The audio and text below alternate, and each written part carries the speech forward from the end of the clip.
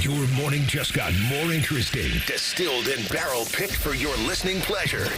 Bo Bishop, a local sports media legend. What William T. Sherman was to the Union Army, he is to Northern College football. A husband, a father, and middling youth sports coach. He's friends with Central Ohio sporting royalty. Talking to Ohio State Athletic Director Ross Bjorken. Coach Day walking on with us right now. Good to see you, buddy. Good buddy Austin Ward. My good buddy Tim May, the Tim May Show. The great Doug Lamery's joining us. Hi, everybody. Dom Tiberi here. Oh, Reese came in and he handed me papers. Yeah. And then he said, "You see that button? That's the only button you need to worry about. Don't touch. There's 8,000 buttons in front of me." Oh, I didn't know what he was talking about. The one that says on. We blew the budget on this imaging, and only two guys answered our ad on Craigslist. Ryan Baker and Eric Reeser. Act accordingly. You're now listening to Bishop and Friends. Bishop and Friends is sponsored by Diamond Seller, your true jeweler for over 75 years. All right, let's do it live on a Friday edition of the program. Bo and the boys with you for the next three. Pretty loaded up. 9:30, Porty going to join us. Today is NHL trade deadline day. We'll get the very latest on what the Jackets' plans could be coming off of back-to-back losses down in the Sunshine State. Tim May going to join us around 10 o'clock. We anticipate Ryan Day at the podium today at Ohio State around 10:30. When he goes to the podium, we are efforting to make sure that we have that for you live. This will be the first time Matt Patricia has talked. The way that I understand it from the great Jerry Emmig's email was Ryan's going to do a podium, and then all of the assistant coaches will be made available, and they will be kind of at daises inside the Woody. So this will be I would imagine the Patricia dais will be pretty packed. It's possible maybe they move him to the main podium because I think that's the one that most of us are most curious about. So we will have that for you around 10:30, tentatively at that point. 11 o'clock, what we learned this week, 11:30. We will have Doug Lamery's join us as is customary on a Friday edition of the program. Busy morning in the National Football League as well, evening into morning. I did want to start, though, with I think it was Tuesday or Wednesday, I told the story of my wife's buddy who did not pull all the way up in the drop-off line. So this is it's a daily lottery that I play as NBC and I go to the drop-off at the middle school. She listens to the show, or someone close to her listens to the show. Good. Because 5 people ahead of me today, I saw them. And I said, now, let's see if they learned from the mistakes of the last time, where if you missed this story, instead of pulling all the way up into the semicircle, she dropped off right at the door, which allowed for only 5 kids to get out versus 12, right? So we're watching. Here we go. Moment of truth. I said, I think that's the car. He goes, yeah, it's the car, Dad. That's definitely the car. I mean, this is all his word for it is, are they going to clutch up? His view of a clutch up is if people ahead of us stop ahead of him and allow him a shorter walk. I take great pleasure in driving him as far away from the door as possible so he has further to walk. I'm raising men, right? Like nothing easy. We're raising men. So we're watching. And I'll be damned. She pulled all the way around the semicircle, as you're supposed to do as if you live in a society. That's what you're supposed to do. Now, here's the damnedest thing. The Lincoln Navigator behind her stopped right in front of the door, leaving 6 car spaces between her and the door. I mean, I don't understand it. It's as soon as those folks who tell you when to pull up leave, it's mayhem, chaos, absolute chaos. But I was proud of my buddy's wife. That's doing it right. So that progress has been made. And NBC was there. I'm like, all we can do is learn from our mistakes, son. It's all we can do. It's all we can do. Just get better every day. You're 1% better than you were yesterday. That's right. And maybe that navigator needs to learn a lesson. So I'd say if and when that happens again, because there's probably a when. Yeah. Maybe you take down the license plate number and we just throw that out here. It's public shaming. I'll tell you what, maybe need to make a comeback with some of these things. Because it's the only way you're really going to learn, kids. I give him a pretty good LD Larry David stink eye when I see it. Like it's a long stare when I see it, and I hope they recognize what they've done. But you might be right. It might be time to go public and just start naming names. That might be where we're at with this thing. I believe we had this. Not like we were the only ones. There was just no way that the Cincinnati Bengals were going to be able to pay all these people. There was no way. I mean, there's a way, but you'd have to write a bunch of contracts, redo Joe's the way that the Browns have redone Deshaun Watson's over and over again. You have to redo that. You'd have to convert it to signing bonus so you can have the cap space, and then you have to be willing to do that a bunch of times over and over again. But anytime we had anybody on, whether it was Petraglia or Jay Morrison or Ben Baby, or when I've talked to people inside the Bengals organization, I would just say, I just don't think they're keeping all these guys. I don't buy it. I didn't think it was possible. I didn't think that ownership would pony up and write the big check in order that was necessary in order to keep all these guys. And so last night when I see the story from Shefty that the Bengals have taken the rare step of granting all-pro defensive end Trey Hendrickson permission to seek a trade. He writes, he says in the quote here, "It's been an honor and privilege to represent Cincinnati over the last 4 seasons. I love the city and the organization. I appreciate the privilege of now being allowed to explore my options." Yeah. They're the Cincinnati Bengals. You can say what you want, and it clearly has not gone the way they wanted it to go up in Cleveland, but you can't say it's for lack of effort. You cannot say it's for lack of trying. You cannot say it's for lack of wanting to put their money where their mouth is. Did they swing and miss on Deshaun? Yeah, they did. But they swung. They swung. They swung on him. And now they have paid the money, just did it earlier this week, to limit the damage that contract can do to their roster. Cincinnati has never proven willing to do that. And we don't know the backstory here, but I think we've been around them long enough to kind of have an idea. And that's where we are here. There just was no way that they were going to keep Chase, Higgins, Gesicki, Hendrickson. Just wasn't. Just not in their nature to do that. And despite everybody telling us that's their plan. I was talking to Jeff Hobson, who works for the Bengals, 2 days ago. And he's like, they're going to keep all of them. I'm like, I don't buy it. I just don't buy it. And sure enough, with good reason. There's still a small chance, I'm going to try to do this without laughing, that Trey Hendrickson sticks around in Cincinnati. But this is Cincinnati. And I think Duke Tobin kind of told you everything you needed to hear about this situation last week at the Combine, where he said they didn't want to pay a premium for the same roster. Like he told you, kids. And this is the Cincinnati Bengals trying to get out in front of, we can't let him walk for nothing. Because they've still got T. Higgins that they're trying to figure out what to do with. And it would seem, I think to everybody who covers the NFL, Higgins is more important than Hendrickson.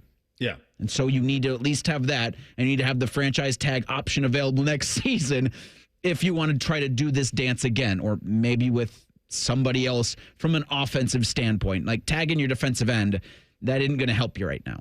No. What's Burrow think of all this? That's all I want to know. As long as if they can get, where's he at? I don't even know what you'd be asking. What the get back looks like for Trey Hendrickson. I mean, he just led the league in sacks, but as you pointed out last week, he's on the other side of 30. He's 31. Yeah. People tell you over time who they are, right? Yeah. And years. I had Bengals fans, friends of mine that were, oh yeah, I think we're going to get all this done. We're going to get all these guys back.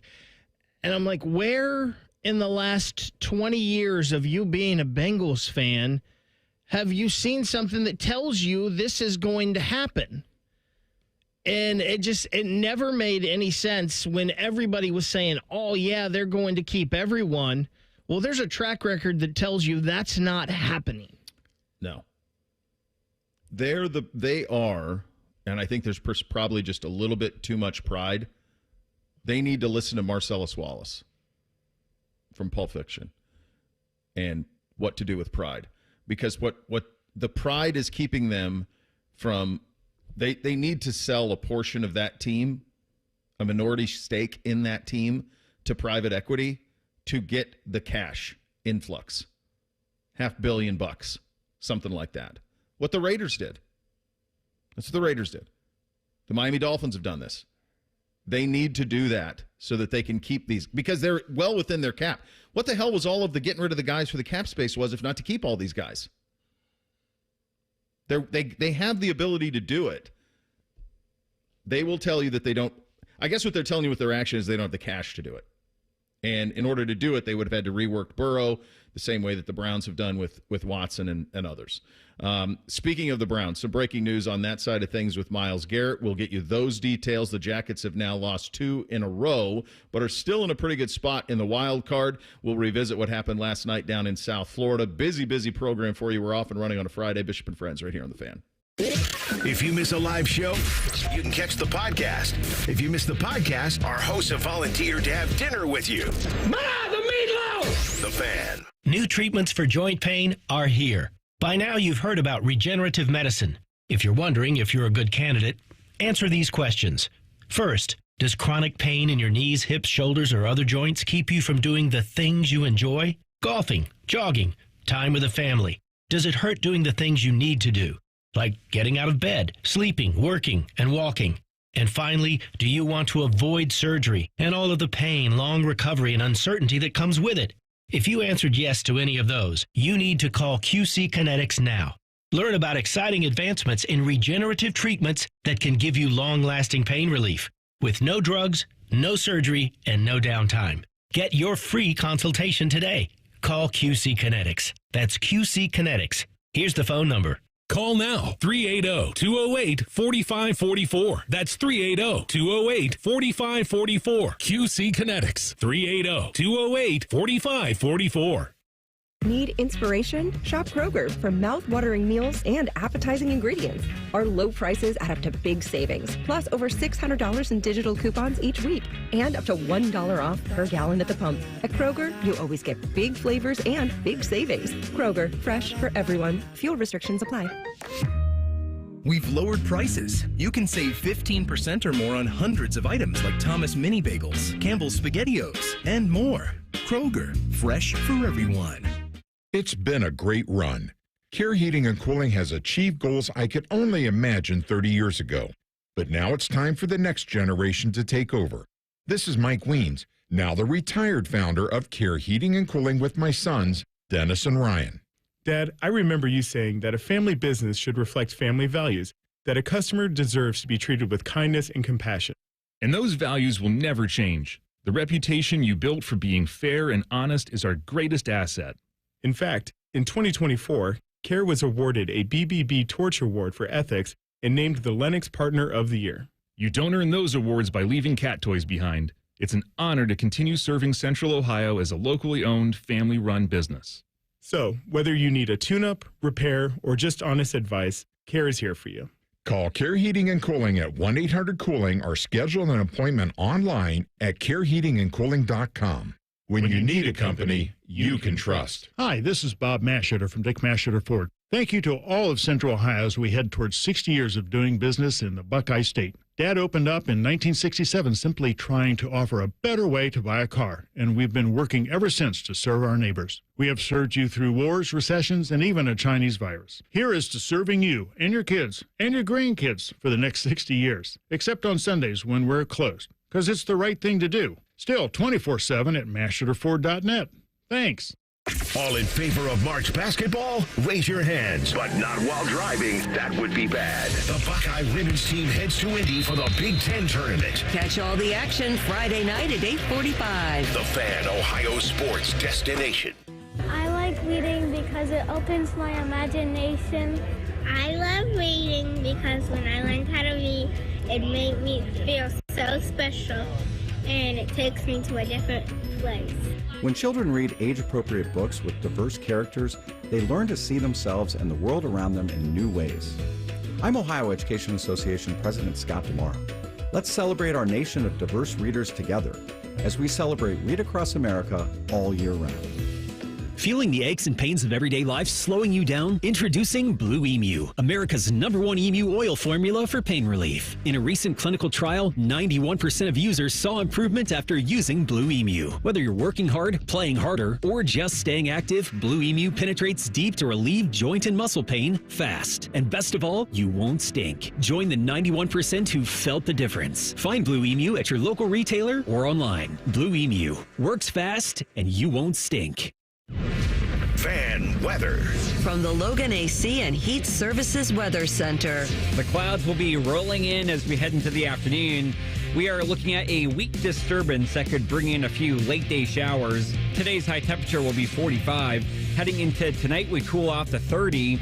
The sunshine is back tomorrow with a high of 42. I'm meteorologist Dylan Robichaud with your 10 TV weather impact forecast on 97.1 The Fan.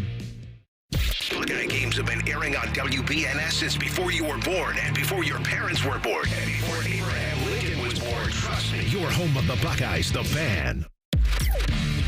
Drink recommendations, movie reviews, sports discussion, and whatever the hell Reeser does. This is Bishop and Friends. Some reporting from Tom Pelissero of NFL.com this morning. Brown star Myles Garrett recently requested a meeting with owner Jimmy Haslam, who declined to speak amidst Garrett's trade request per sources.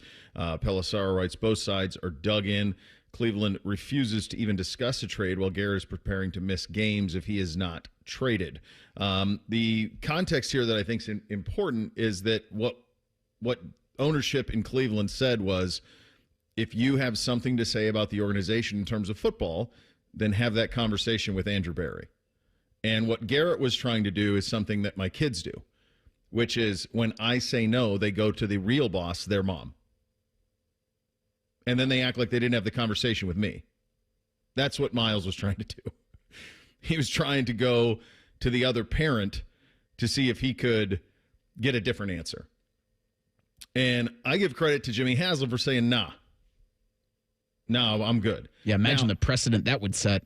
Yeah, you can't have that. I mean, you can't undermine all of football. Now, do I think that, and I don't know this, isn't pay attention to the scores, but do I think that if Myles Garrett wanted to sit down with Jimmy Haslam and Andrew Berry, sure. I'm sure that would be something that could happen.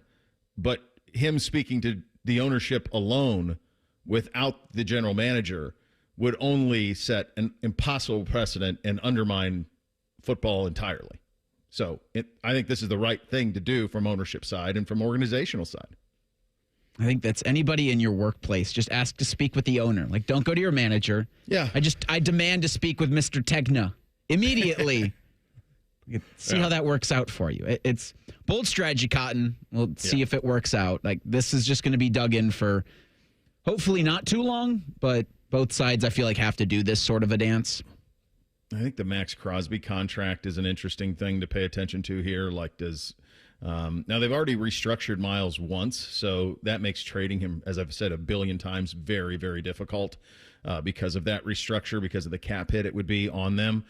Even if they wanted to, it'd be very, very hard.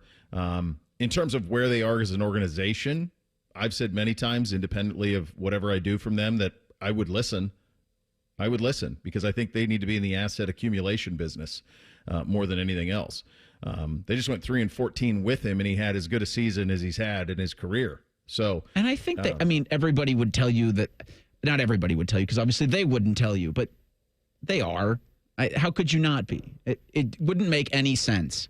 And I understand when you're talking about making sense in the Cleveland Browns, that sometimes doesn't add up, but this just feels like the dance that everybody has to do in situations like this. He's got years left on his contract. They just redid the deal. He's disgruntled. He wants out. Okay, they can't make the move that the Bengals did with Trey Hendrickson. No, because they're not entering the final year of the contract. So you're talking about setting precedents. This is keeping with precedent. Big name player, one of the faces of the franchise wants out. No, we have no interest in moving him. Behind the scenes, you're listening to every offer because, of course, you are. You need the kind of assets that he would get you to make this kind of one-year flip. I'm trying to think. What was the last time somebody was it Khalil Mack traded to Bears? Was that the last one of these guys? It feels like it. He was 27. He was traded from Oakland to Chicago. The Bears gave up 2 1s and a 3 and a 6th, a second-round pick, and a conditional pick. Oh, no. Mack and a second-round pick went back. So the deal that the Bears did for Khalil Mack was 2 1s and a 3rd and a 6th going to Oakland, and then Mack a 2 and a conditional 5th going to Chicago. So that's the way. That was kind of the blueprint of what a deal like that could look like. Khalil Mack was 27 at the time of that. Miles is right around there. Sold. Yeah, that's kind of the benchmark, I think, for a deal like this. But yeah, I mean, you can't do the go around thing, and I think it's a good job out of ownership up there to just say, hey, no, we're not. You can't do that. We're not going to do the thing where you go to the parent who's going to say yes versus the parent who's going to say no. I mean, this is Bootsy's move on a daily basis is, hey, Mom, come here. That's the move. Hey, Mom, come here. And then he asks her for permission to do something I've already said no to. This happens every day. I like how in all this you admitted that the mom is the real boss here in all of this. But also, I mean, this just makes the Myles Garrett side of this uglier, and there's no point of return on this to me now for the Cleveland Browns. And you can keep saying you want to keep Myles all you want, but this probably just further solidifies he wants out the door. Yeah, and you'd have to get in his head. He keeps saying that it's not about money, that it's about winning and those type of things. It's always about money. I tend to think it can be about more things. It's always one of them. But it can be he wants to compete for a Super Bowl now, but it's also money. Yeah. I agree. It's never not. Yeah. I think it's a little bit of both. So, and we'll see. We'll see what their offseason nets them. I mean, yesterday we talked about them landing Joe Flacco and drafting Cam Ward or Shadur Sanders at number 2. That's a very different team than the team that they had last year on paper. So what does that look like, and would that be something Myles would be interested in? That's kind of the situation that I think needs to play out a little bit. But the timing of it's not lost. Trade request from Myles happened trade demand rather with Myles happened right around the Super Bowl.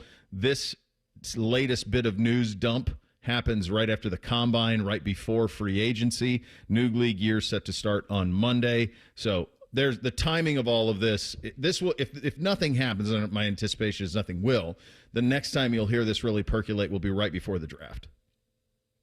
Because those are the times when you can actually get some business done. So my guess is those are kind of the benchmarks to look for in all this.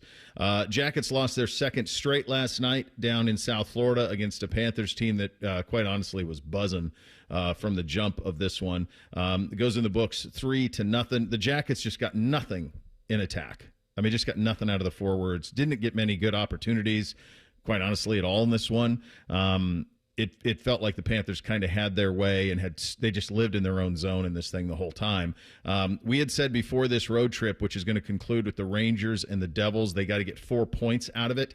So far, they have no points out of it. Dean Evison with, I think, a really important message post-game, because I think what Tampa and Florida was a punch in the face coming out of a birthday party. It was a celebration on Saturday, and this was an open the door, and you got punched in the face.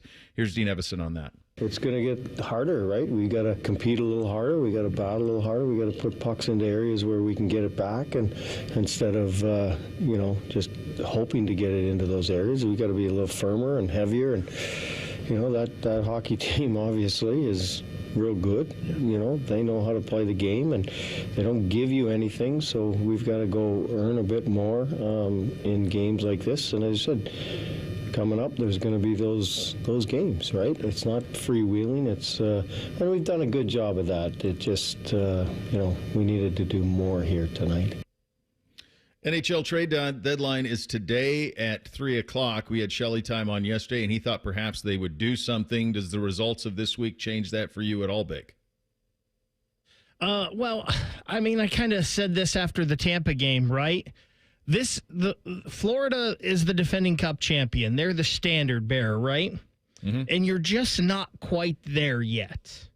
So this is why... And I understand you don't want to send the wrong message to the room, and this team has earned a shot at it, but this is why if Ivan Provorov can bring you back the haul that he possibly can, and you're not close on a contract extension with him, this is why I would move him. Now, I would try to replace that as well, but this is why I would move him. It sounds like that the asking price here for top 9 forwards, which is what the Jackets and Don Waddell have said they're looking for, is pretty high right now. So I would think there's a good chance here that the Jackets may not do anything here today at the deadline. I think if the prices drop a little bit, you may see them add a forward.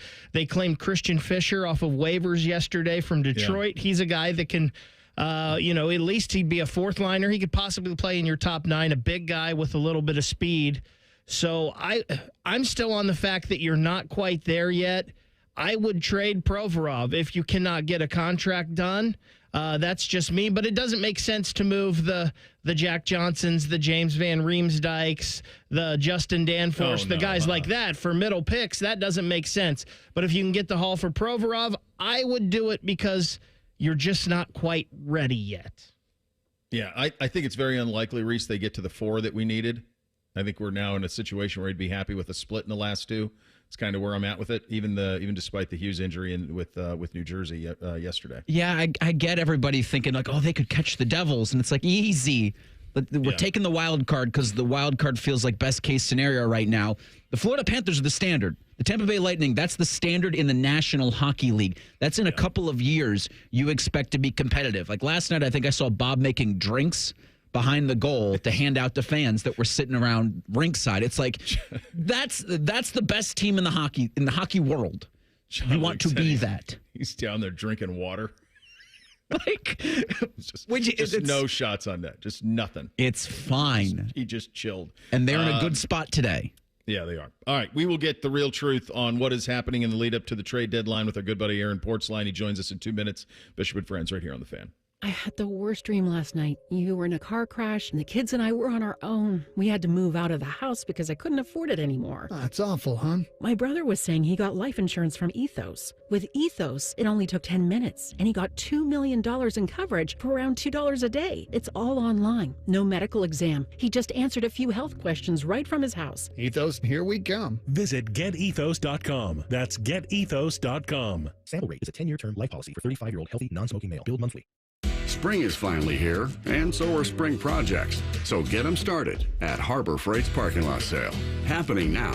Save on products like pressure washers for $69.99, 42-inch roller cabinets for under $500, plus 30% off Hercules corded power tools. Whatever you do it for less at Harbor Freight.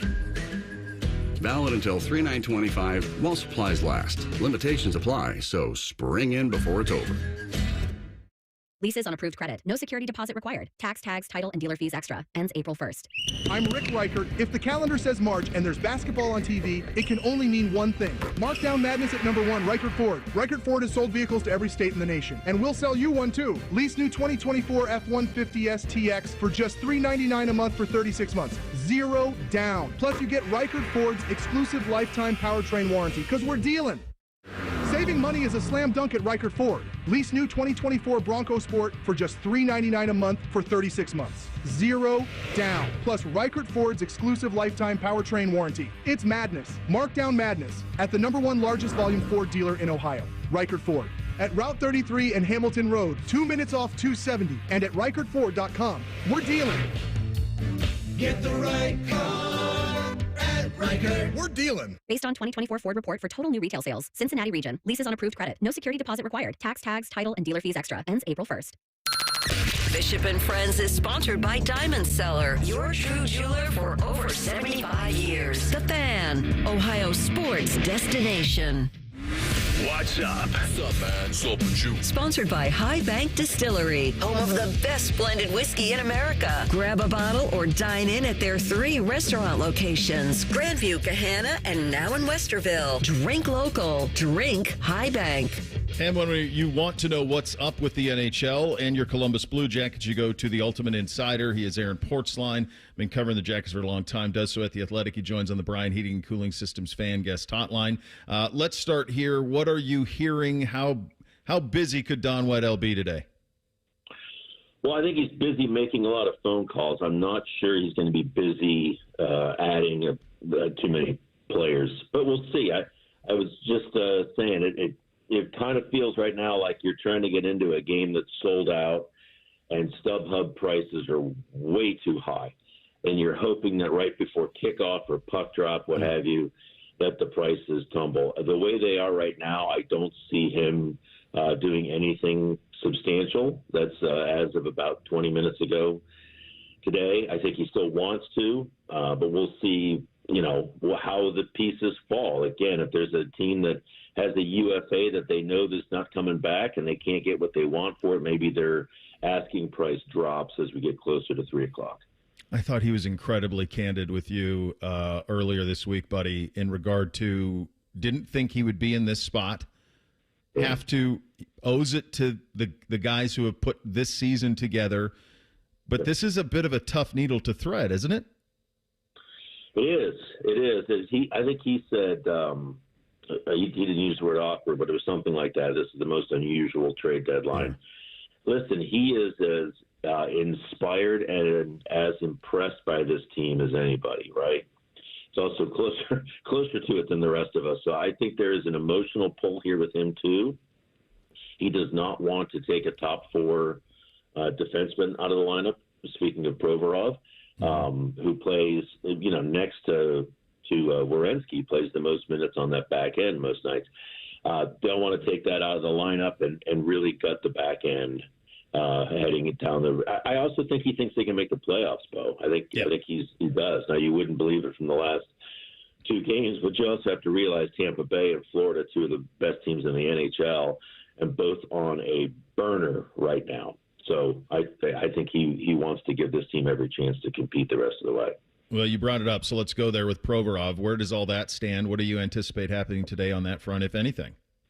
I don't think anything. Spoke to Provorov yesterday. He's of a mind that he's going to be here. Waddell has said as much. I think he's told teams calling, thanks for the offer. Let me know if you're willing to do more than that. But the way things stand right now, he's holding on to him.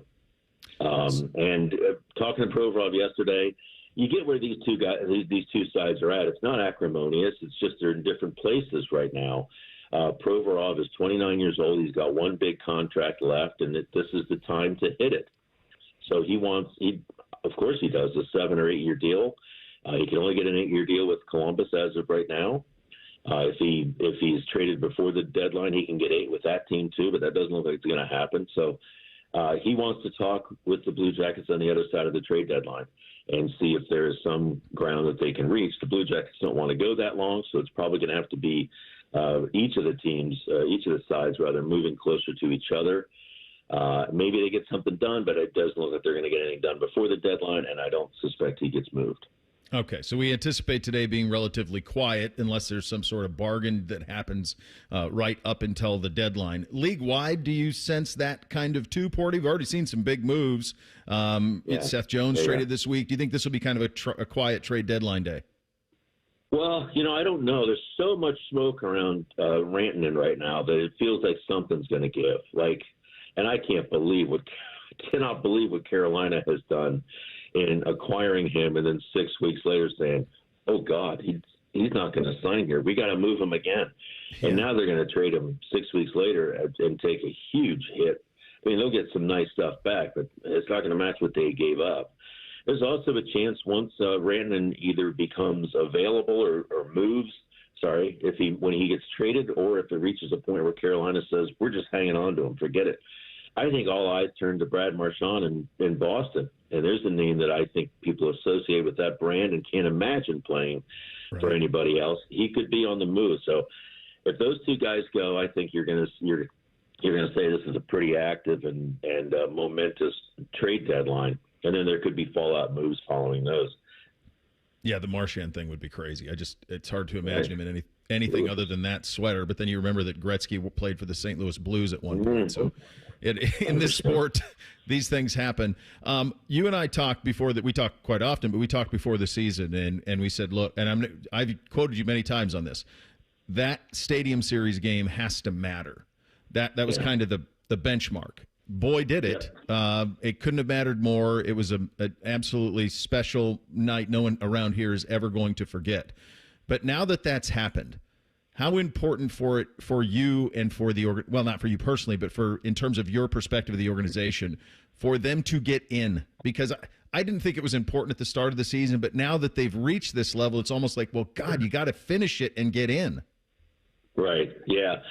Yeah, no, I mean, you're right there. And I do think they believe that they've got enough right now to get in. I think probably the best argument for that certainly is not the last two games, but the best argument is kind of like, look who's around them in the East. No offense to any of those teams, but they're not barn burners. Now, if the Rangers are starting to play pretty well now. Big matchup Sunday in the Garden. That's a big one. The Blue Jackets need to play well, period, after the last couple of games, but that's now obviously a game with a lot of weight. They've got a lot of games left against Ottawa.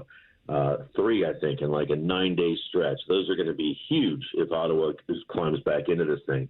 Detroit is suddenly I think they've lost 4 in a row.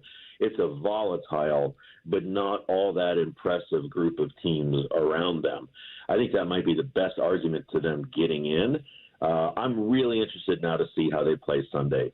It feels like these last 2 games, I thought the game in Tampa was a total hangover game from the outdoor game. I felt like last night the Stanley Cup champion said this is how it's done in the postseason, and there were a lot of big eyes on the Blue Jackets bench like, oh my God, like this is the level that they have not had to be at. So they can hang with the Rangers. I want to see what Sunday looks like to see if they're still sort of on track to where they think they can get to. Porty, where in terms of the reinforcements from within, Monahan, Sillinger, Gabrant, where are they? It looked like we still have another. Is this all April on all those guys? I don't think April and all those guys. To me, the word from Don Waddell is that Sillinger and Monahan could be a couple weeks now. Should be by the end of March. Apparently, Goodbranson has always been an April target date. That will certainly help. My question, and I asked this of Monahan maybe a week or so ago, guy coming off wrist surgery, God, does he just step right back into center and take face-offs? Like, is that a thing? He said, yes, if I'm good to go, I am good to go. Now, that may be the wishful thinking of a player, but I'll be very curious to see what he looks like, what he's able to do when he steps back into the lineup. But that's been a big loss for them. Yeah, it's been huge. You think we're a ways out, and obviously coming off of, cream of the crop in the league, you're not necessarily the best feeling about thing, but do you think these last 2 on this road trip, when we look back, if they get in, they get out, there's obviously a lot of games left, but you think about Rangers, Devils, if you could have some success here, away we go. It feels like it could be a little bit of a turning point one way or another for for this season at least. Yeah, and you know what? I have to always catch myself with that because the way these playoffs work, people are going to say that's it, they're done, or they're in. Like that one will be said on Tuesday, the other on Thursday, right? Like it is. Right. It's all over the map with how these games go. I just mentioned the Rangers game on Sunday. The Devils game on Tuesday is huge. Yep. Like we've been looking down the whole time. Like who are they trying to stay above? And then suddenly last week you look up and you go, whoa, they're like 4 points behind Carolina and New Jersey. Well, now Carolina's taken off a bit, but New Jersey's still sort of right there for the picking. And now without Jack Hughes, they're going to make some moves today, and it's all going to settle down. The level of play in this league always goes way up after the trade deadline. This is coming down the stretch at the Kentucky Derby where you're empty. Yeah. The horse that horse is giving you everything it's got. And so we'll see if they can hang with that style of play. But patience is a difficult thing this time of year. But boy, the look, the outlook, the feeling, the expectation changes so much from Tuesday to Wednesday and back again by Friday. It's crazy this time of year. Yeah, it is. It's a lot of fun, and it's good to be in the mix. I'll tell you that. After a couple of years of not being in the mix, it's more fun to be in it than out. Great talking to you as always, my friend. Thanks for your time. Thanks, Bill. Take care. All right, there he goes. Aaron Portzline covers the Jackets at The Athletic and joins on the Bryant Heating and Cooling Systems fan guest hotline. So big weekend for the Blue Jackets. I think probably bigger weekend for the Ohio State basketball team. We'll go over the machinations of that coming up next. Bishop and Friends right here on The Fan. We used to have a billboard with our host's face on it, but only ugly people work here now. You mama say you ugly, hey! The Fan, Ohio's sports destination. At Meijer, we work hard to bring more of the good life to your life, so you can bring home more perfectly plump and flavorful produce picked for precise freshness. Beautifully marbled, beyond brag-worthy certified Angus beef. And more must-have money-saving M-Perks rewards. Because saving more on local favorites is good. But bringing home more of what you love in every trip, that's the good life. We do more to make life a good deal better at Meijer. You still thinking job change in the new year? Yeah, I need something that's in high demand and more stable in this economy. IT? Yeah, cybersecurity, maybe even AI. That's what I did. Really? How? Went to My Computer Career. You don't need any prior experience, and you could start your new career in a matter of months. A lot of IT pros go to school there, too, to level up. Sweet. Are classes online or on campus? Both. Well, I'll check it out. Thanks. Make this your year. Take the free career evaluation now at mycomputercareer.edu. Financial aid is available for qualified students. Hey, it's Anthony from my friends at Germain Honda of Dublin. If you're searching for a Honda lease deal here in Central Ohio, I know you've come to the right place. Leasing allows you to enjoy that flexibility in one of their fantastic, sharp, reliable vehicles. I'm so confident that Rich and his team can tailor a lease deal that's right for you. Like a 2025 CRV LX all-wheel drive, $349 a month for 36 months, 30,000 miles with only $19.99 down. Germain Honda of Dublin, Sawmill Road, just south of 270. They're trained. They're fired up. Let's do it. When you need heat, they can't be beat. They're Ohio State's undefeated heating and cooling team. For plumbing, drain, heating, and cooling, there's only one team. The Waterworks. Better care, better value, better results. Call the Waterworks at 614-232-2222 or visit them online at thewaterworks.com. A proud sponsor of Ohio State Athletics. This is a Craver service announcement. Stop what you're doing and get 10 cheese sliders for a new low price of just $7.99. Your choice of melty American, spicy jalapeno, or cheddar cheese. Only $7.99 for 10 cheese sliders. White Castle. Follow your crave. Come into your local AAA Car Care Plus and save $40 on any repair of $150 or more. Only at AAA Car Care Plus locations. And on the plus side, AAA members save more. Offer valid through March 31st. See store for details. That's the sound of a Mountain Dew. And that's you enjoying its refreshing citrus kick. That's a cool breeze suddenly whistling through your hair. Whoa! That's you realizing you're now on a mountain. This is epic! That's you stating the obvious. That's you stepping up to the plate. That's you winning your kickball game. Yes, let's go! That's you taking another sip of your Do the Do. We at The Fan have created a show where you can be a homer, a hater, or whatever you want to be. Your family may not listen to you, but we will. Sundays at 11, it's The Fan Call-In Show presented by ESPN Bet at Hollywood Casino Columbus. You're welcome. Texting enrolls you in a recurring automated marketing text messages. Consent not required to purchase. Message and data rates may apply.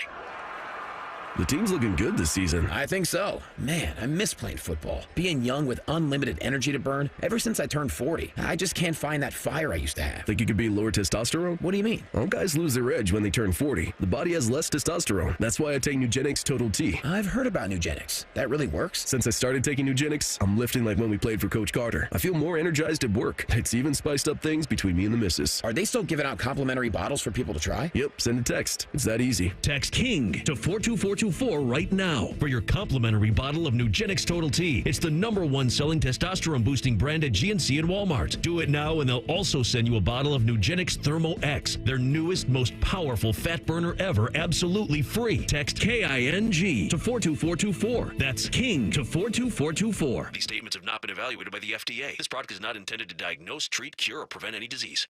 The Fan Poll is brought to you by Caster Connection. Visit CasterConnection.com to shop online or to work with our Caster Solution Specialists. The friends are the guests and listeners. Reeser and Baker just work here. Back to work. Back to work. Everybody, work, work, work, work, work, work. You're listening to Bishop and Friends. So, I see the Ohio State Buckeyes official athletic X profile. Ryan Day is on the mic. Join us live here on X and OhioStateBuckeyes.com at approximately 10/10:30. Just pick the 10 o'clock hour. Ryan Day available. Boy, that's all you need, Jared. What's Jerry up to up there? I wonder if they do something right. Well, we'll have Tim on in 12 minutes. He'll be there, I assume, or near, and we'll have an idea of what the deal is here. But there must be something at 10. Tim is the perfect person to ask, or just go up to the podium, stay on the phone with us, and just stand there and filibuster. And then when you're done, they can take the podium. If in fact it's closer to 10 than it is 10:30. Which, when someone tells me 10:30 like that, the way Ohio State's doing it, I instantly think 10:45. I feel like if we do that, Ryan Day doesn't go on until 11:30 then. Fine, we'll carry him at 11. Just go right into AR show. That's Aaron Maddie. Just blow through that. We're pretty close to the anniversary of the greatest filibuster in the history of collegiate athletics, and that was Jim Tressel coming out of the it was spring football. It was coming out of the early Tatgate stuff. And we had 1 hour of availability with Tress, and he talked for 52 minutes straight without taking a question. He went over every player on the roster, and then he took no more than 3 or 4 or 5 questions at the very end of it. It was like, yeah, we're out of time. He talked about every kid on the roster, like the 3 deep at long snapper. He just went through the whole roster. Probably without notes. Yeah. Oh, for sure. Without notes. It was reminiscent of like when you see like senators or congressmen do that when they just like read for hours. It's fitting. At the mic. That's what it was. It was that type of thing. Speaking of AR and Maddie and Rothman and Ice, this is a big game for them this weekend between the Buckeyes and Indiana. If my calculations are correct, and I have no reason to believe that they are not, the winner of this game is the 8 seed in the Big Ten tournament. The loser of this game is the 10 seed in the Big Ten tournament. If my calculations are correct, and I believe that they are, if Ohio State wins this game, they will play at noon right here on the Fan next Thursday in the Big Ten tournament. What?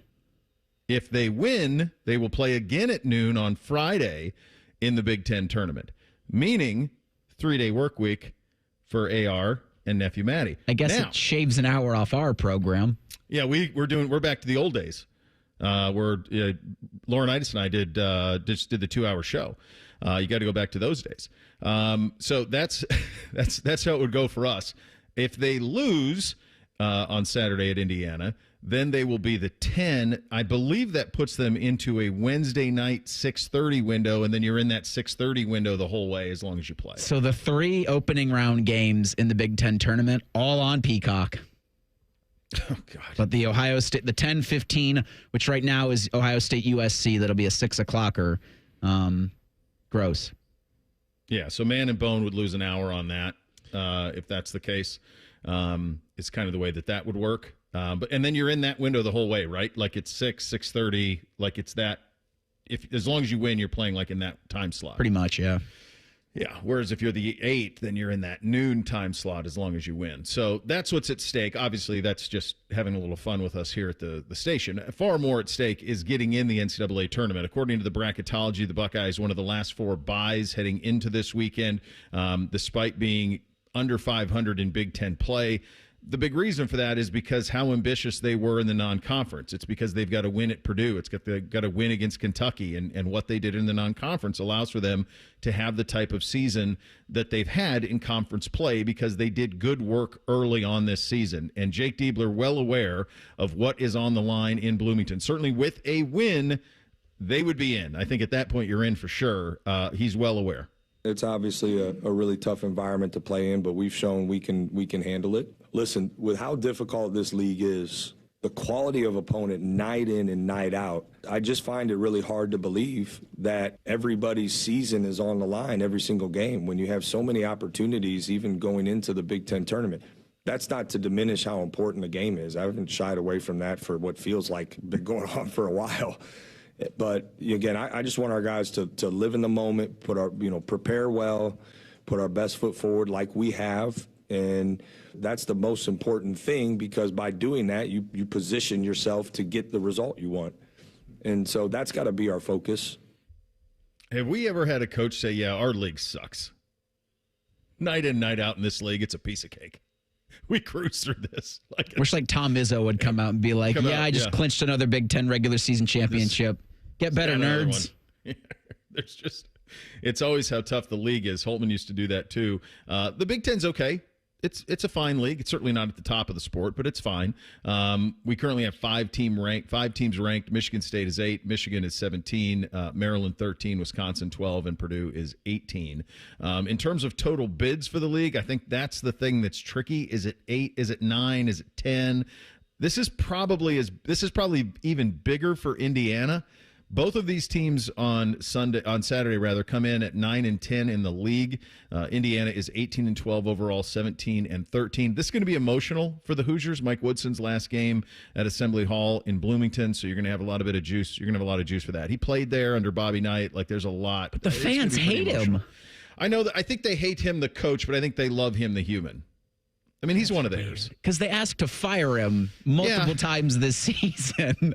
And then, like, what does this become? Like, thank you for stepping down. Yeah. It's a weird spot for everybody involved. I think it's a little bit like Juwan Howard at Michigan. You know, when that finally went sideways. He got him there. He did. But I think it was one of those things where it's like, we appreciate all you've done for university. This just isn't working anymore. That's kind of my read on it. And then I think that, obviously you're worried about the season right now and people in, people out, but that's one of the great questions heading into next basketball season is where does Indiana go next? I heard Patino saying Chris Beard. I'll tell you this, if you hire him, you will win. It's a heck of a coach. Yeah.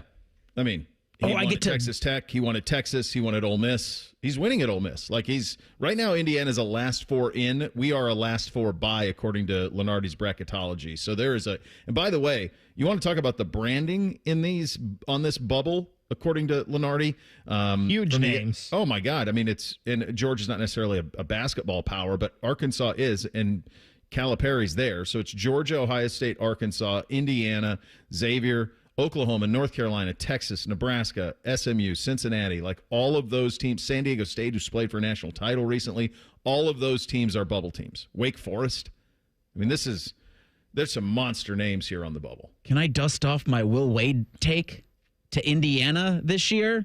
Where is Will Wade now? McNeese State.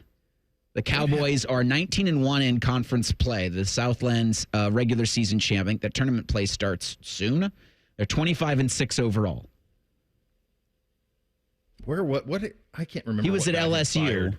He was he was caught on tape. The FBI got him.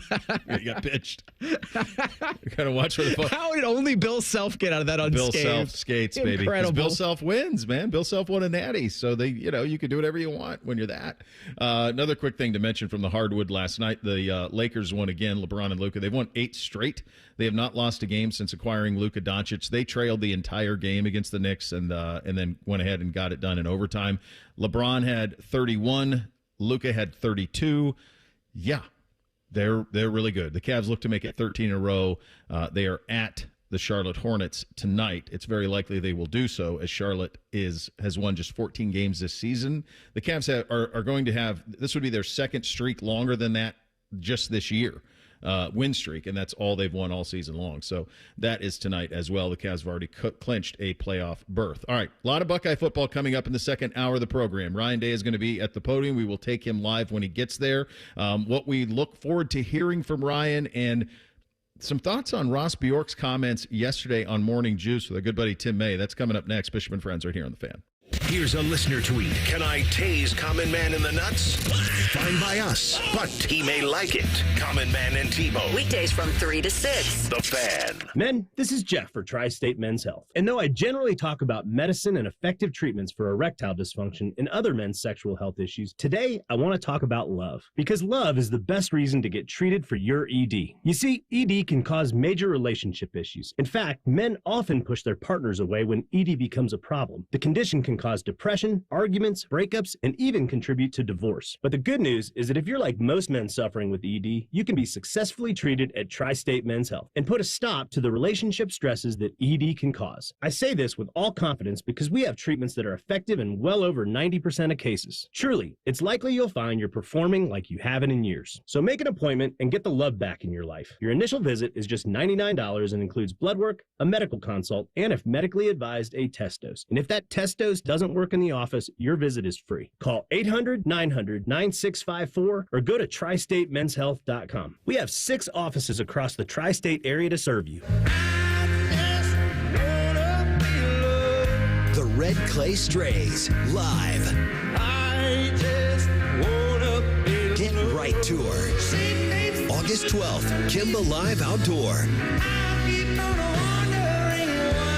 A night of sultry southern rock. On sale this Friday at 10 a.m. at the Penn Station box office and online at AXS.com. The Red Clay Strays, brought to you by Promo West Productions. 1-877 Cars for Kids. KARS Cars for Kids. 1-877 Cars for Kids. Donate your car today. Donate today at carsforkids.org. That's cars with a K. Your car can be picked up as soon as the next day. Receive a tax deduction and vacation voucher. 1-877 Cars for Kids. Donate your car today. Now accepting donations of land, homes, buildings, or any kind of real estate. Atlas Butler is built to keep you comfortable, and our plumbing services are no exception. You can rely on Atlas Butler for trusted, convenient plumbing and drain service. Our expert plumbers and drain specialists can take care of anything, from a broken water heater to a clogged drain. Call today, get it fixed today. That's our pledge to you. Atlas Butler is at your service. Call 1-800-FURNACE. Breaking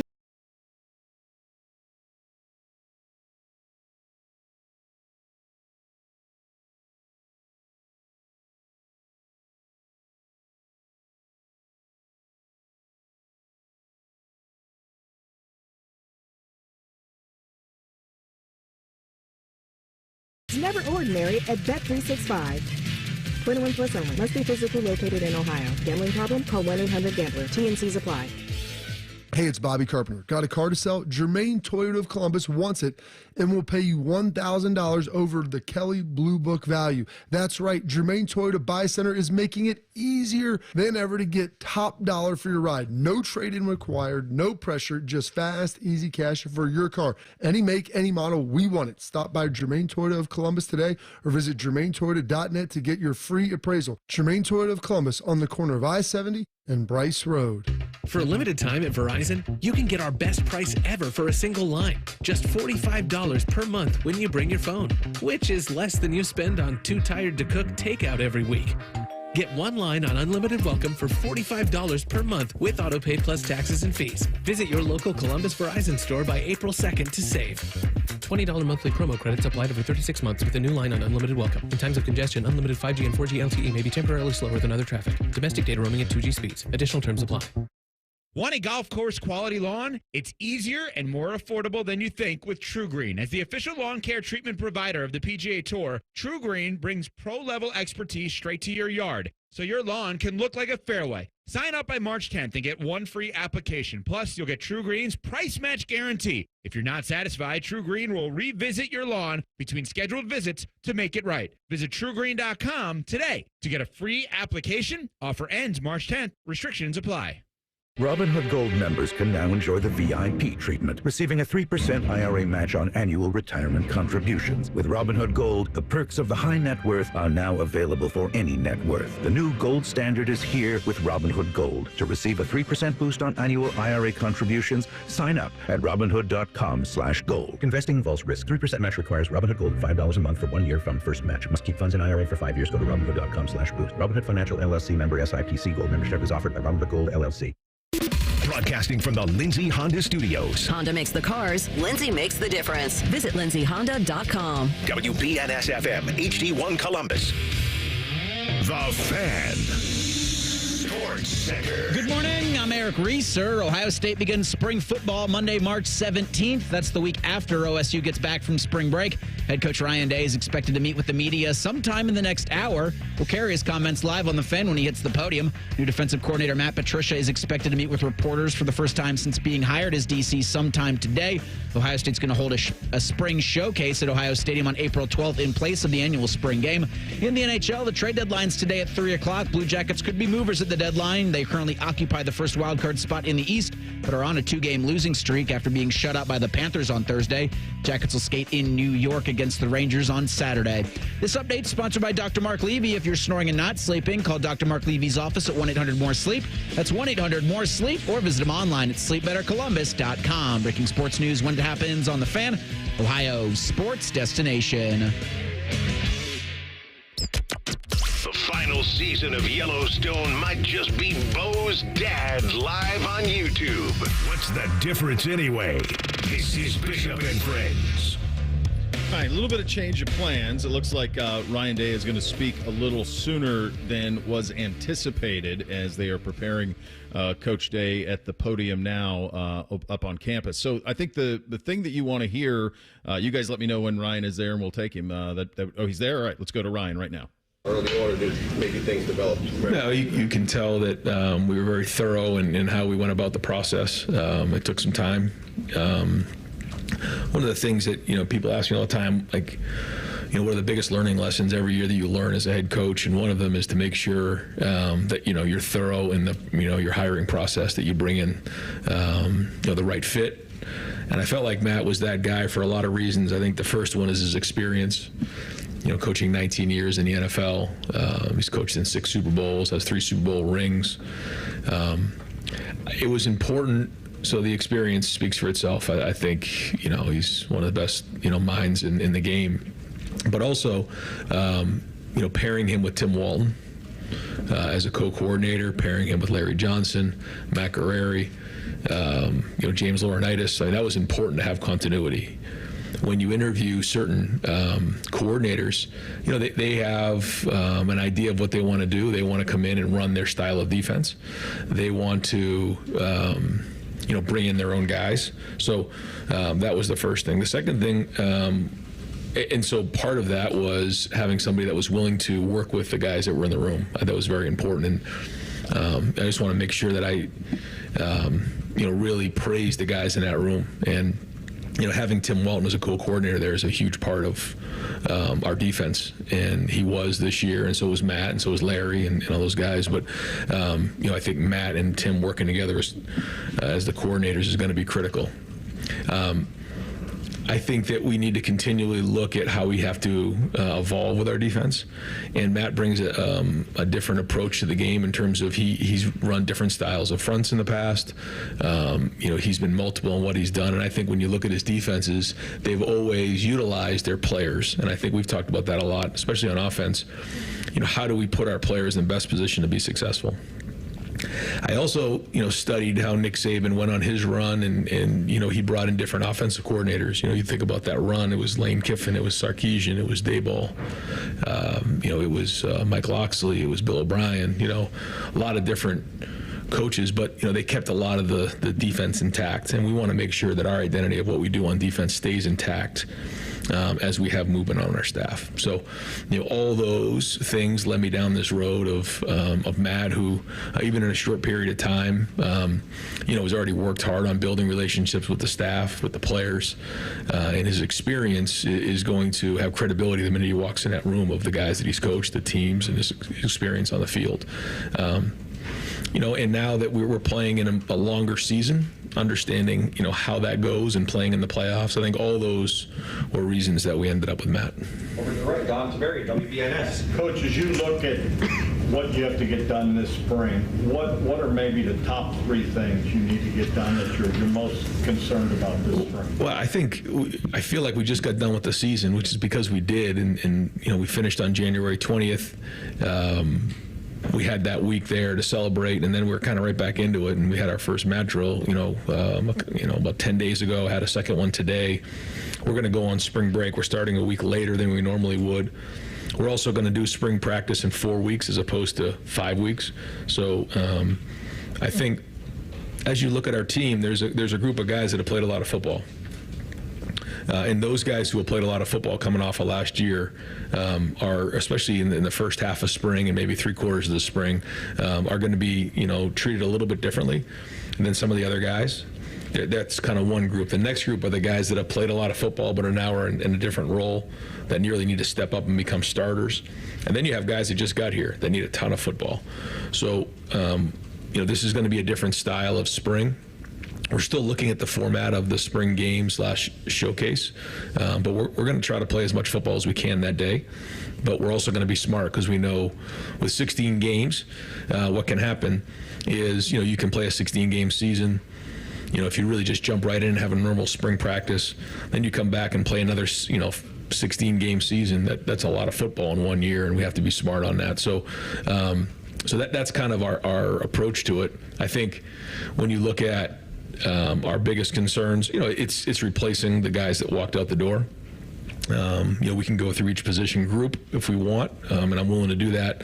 But obviously, that's the biggest key is replacing those guys. And obviously, the guys who are returning, they're in a different situation. But we certainly have holes that we need to fill. Cameron T. Robinson, The Athletic. Brian, you mentioned the spring showcase. Around the country, a lot of things are looking different for teams in spring football. When you evaluate what you're doing, how much has that changed in the past just based on how long the season is? Yeah. Trying to keep that up. Yeah, that's it. And, you have 15 opportunities, and in the past, those were all padded practices, very physical. That will not be the case for sure this spring. We will use some helmeted practices, almost like OTA styles, to take some of those. There'll be more teaching opportunities to be smart there. Another thing is, as we look ahead, at the 105 on the roster, that's a lot different than when you're at 120 plus. So, the health of the team is going to be even more important. So we got to be smart with that. But yeah, we the first time we play a game this year with this team is going to be against Texas at home. So to get some of these young players in the stadium with a good crowd will still be important. So it isn't just going to be a bunch of 7-on-7 and guys running around doing one-on-ones and individual drills. We're going to try to do the best we can to simulate game opportunities for our players, but there'll also be some players that will hold out in that game. Spencer Holbrook, Letterman Row. Brian, when you were going through the process of hiring an offensive line coach, how did you land on Tyler Bowen and with his, lack of coaching the offensive line in the last few years, how did you kind of go through that process and land on him as a guy that you wanted? Well, I think the first thing was that, talk to Brian, and, Brian will be a first-time play caller for us, and wanted to make sure that we had somebody in the room, in the run game, that had coordinator experience, and I think Tyler, when you look at his past and his background, it's pretty diverse in terms of he's coached the O-line, he's coached the tight ends, he's obviously been a part of the run game coordinator, and that's anytime you're in that. You're coaching the O-line because there's more offensive linemen on the field than any other position, and so he played the position. He's a very, very good coach. He understands it. Even in a short period of time, you can ask our offensive lineman; he's on it. And then we have a really good support staff behind him that we hired that I think are excellent. And they've got a lot of energy. You can feel them when they come in the building, the coaches. And so, we'll work through the spring and kind of see and evaluate how that goes. But I think that he's going to work tremendous with Brian, even in a short period of time. They see things the same way. And I think that, for a first-time play caller, having that presence in there of somebody that sees it was important in the hire. But to your point, like the development of the O-line that's his job. We've got to get that done, got to get the run game organized. But, he's got some help there as well, some guys that I feel strong about. And, we'll, again, evaluate it coming out of the spring. But in a short period of time, I've been impressed so far with the approach and even some of the work that we've done. Dylan Davis, Delaware Gazette. We talk about these guys that have played a lot of football, so maybe they don't get as many reps. But when you have a lot of staff turnover, especially with Matt Patricia coming in, how do you balance giving those guys the rest they need with the long season, but also these guys can be on the field getting reps, hearing new voices and all this terminology and things like that? Yeah, I think that's where we're all.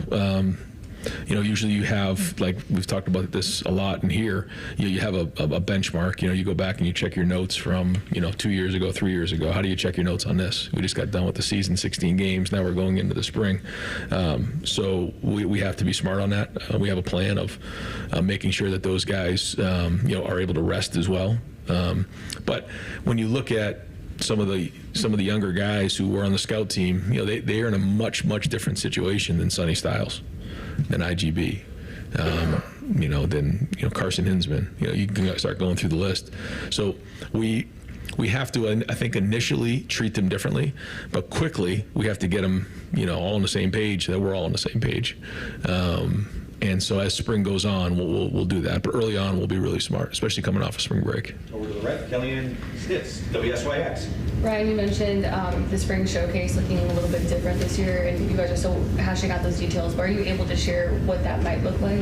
Not yet. Yeah, I mean, there will certainly be opportunities to scrimmage, and it'll look like a game. But because of some of the guys that we mentioned, we still want them out there doing some things. So that will probably be in some drill work and some 7-on-7 work, and be good to get everybody out there so that the fans can see them. But the most important thing is getting the young guys game reps with hopefully a good crowd out there. So that, because we know the next time again will be against Texas. So we're also going to have to take a hard look at the health of our team as we get into the end of April. So we have to be able to adjust and be flexible with it. But again, that's the goal, was to get these guys as many reps as we can in the stadium.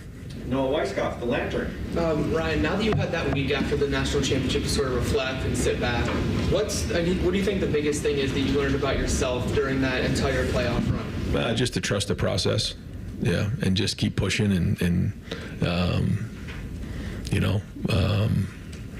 sometimes, and we all know this, it's easy to say, it's a little bit different to do, is you just, again, trust the process and make the adjustments and keep pushing forward.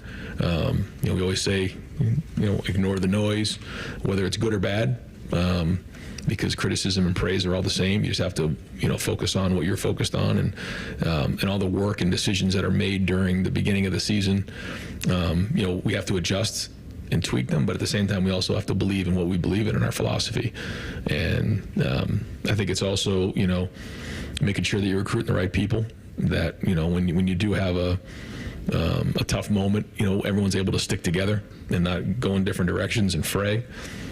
I think those are all learning lessons. Dave Biddle, 24/7. Ryan, as you enter spring ball, is there a position group or groups that you're concerned about depth-wise? And might you guys add more from the portal? I know you've already done a good job in portal, but... one of the things for us that was tricky was, the portal was open before our season, and open and closed before our season was over. And that's something that we got to take a hard look at with rules. And people will say, well, you guys just won the national championship. What are you complaining about? Well, it matters for this year's team. And so that was a major challenge for us. As you can imagine, if you are trying to add somebody in the portal, but you're still trying to finish your season out, how that can affect your current roster. So, and then the second part of that is, we get done with the season, and Notre Dame and Ohio State are the only two teams with guys in the portal for that 5-day window, and everybody else is closed, and it's open season on our players for 5 days. Like, we got to take a hard look at this to figure out what's right, and whether there's just one window in the spring portal once all that is flushed out. To me, it's either that or you move back the games. But again, we can talk about that at another date. So, we will obviously look in the portal based on how things come out of the spring. We'll look at that because we have to fill out our roster too. There's some positions that we're not at capacity right now. So depth, let's see. On defense, I would say right now D-line is probably of the biggest concern, just in terms of replacing those 4 guys, and then also losing Hero. So that's five guys right there that we have to replace. I think that we have some good guys and good options there, but that'll be a focus. On offense, O-line is always something that we need to take a look at and see how some of those new guys fit in and how it all comes together. And then losing Quinshawn and Trey at running back, James, and now we have CJ and some of the younger guys that, now they have to carry the water. So that's going to be, big, and obviously the quarterback would be the big, the big focus. So I think when you look at it on offense, it's really just, replacing Will, replacing Trevion and Quinshawn, and then how the offensive line comes together. And then again on defense, it's, losing those 5 guys, and seeing who's going to step up in those areas. Yep. No, sir. Dan Hope, 11 Warriors. Follow up on Matt Patricia, obviously, you mentioned he's done a lot of different things schematically in his time. What makes you confident that what he did, in the NFL will translate to the collegiate level? I think a lot of things that are going on, there's a trickle up and a trickle down effect right now, and you're seeing a lot of that happening. You're seeing a lot of guys transition, I think now more than in the past. You guys probably focus on it a little bit more than me, but of what's going on in the NFL and what's going on in college, you're seeing a lot of carryover there. And I think with the playoff system in place, you're seeing that. You're seeing the coach to player communication. You're seeing huddling more. The hash marks are different, and there's certain rules that are different, but there's a lot of similarities now. So I think it's going to carry over well. You see quarterbacks who run and who are mobile in the NFL nowadays. So there's a lot more simulators now than in the past. And being in the league for just a couple of years, the transition isn't as crazy as maybe it had been in the past. Jeremy Birmingham, the podcast. Ryan, with your offensive staff being pretty young, I mean, you're almost 10 years older than everybody on the staff except for Coach Lockman, I think. How did that decision when Chip left, did that impact your decision with the defensive coordinator hire? Was there a thought that maybe you needed to go get somebody who was more of the head coach of the defense style based on the fact that you may have to spend more time with the offense than you did last year? Yes, I think that you need to have balance when you're looking at your entire staff, and you try to do that the best you can. And I believe very strongly that Brian's going to do a great job as an offensive coordinator. I think he's really grown in a lot of areas. I give him a lot of credit for, he was named coordinator a couple years ago. I still called the plays. Then we brought in Chip and his attitude of I'm just going to learn from Chip in a big way. And then some of the work that he did, Keenan did, and Billy did down the stretch in some of the pass game. And I think he's got, a really good handle now on protections and even in the run game. He's ready to call it now. But still going to be involved, still going to, just like I was last year, still going to kind of make sure that, we're all on the same page. Having Tyler there was important. But I think to your point, I'm still going to be involved with the offense, but I'm able to kind of bounce into the defense. But the more times that we have guys who are experienced and veteran, on that side of the ball, if I'm going to stay on offense, it certainly helps. And I think, taking the play calling away last year was really important. I want to continue to do that and surround myself with guys who, we can hire to do jobs, and I'm able to take a step back and take a little bit of a different role. I think it helped this season, and I'd like to, do that even more as we move forward. Rob Aller, Columbus Dispatch. Yeah, more on Matt. He clearly has credibility with his NFL, but I'm just curious in your discussions with him, in interviews or whatever, why he decided to come back or come to college. He's not really been in college, Syracuse a little bit of it. How much of that was not a concern but a discussion point? I mean, you've got recruiting, you've got a whole different culture. How did that play out, and what did he say that can kind of convince you that he really wants to be in the college game? I think you guys will get around Matt. You'll see his personality. You'll see the way he is. You'll just see, what type of family man he is, type of dad he is, type of husband he is. He did coach at Syracuse. He and Tim worked together there. But I grew up in New England, and I obviously saw the run that they went on there. And when you go on a run the way that they went on, you stay at a place for a long time.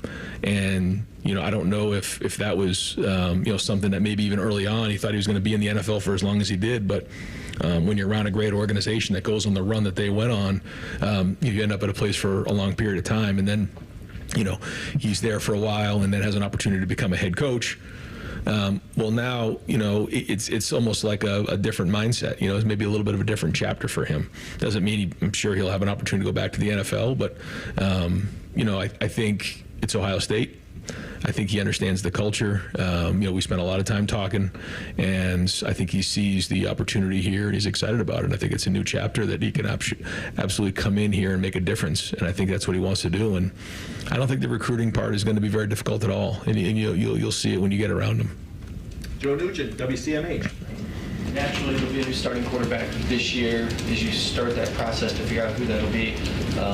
Where are you with that? How much information do you feel like you have on the guys that are in the mix? They're young, and they're going to have to compete.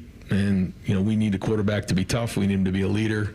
I've said this before. They've had a great opportunity to watch Will, even Tavian, because he was a big part of, being around these guys last spring. I don't think he missed a spring practice. He would come during the season for all the games. He was with us for the last 2 weeks or the last two games. He was able to see what that looked like. Lincoln was with him every day. Julian was with him every day.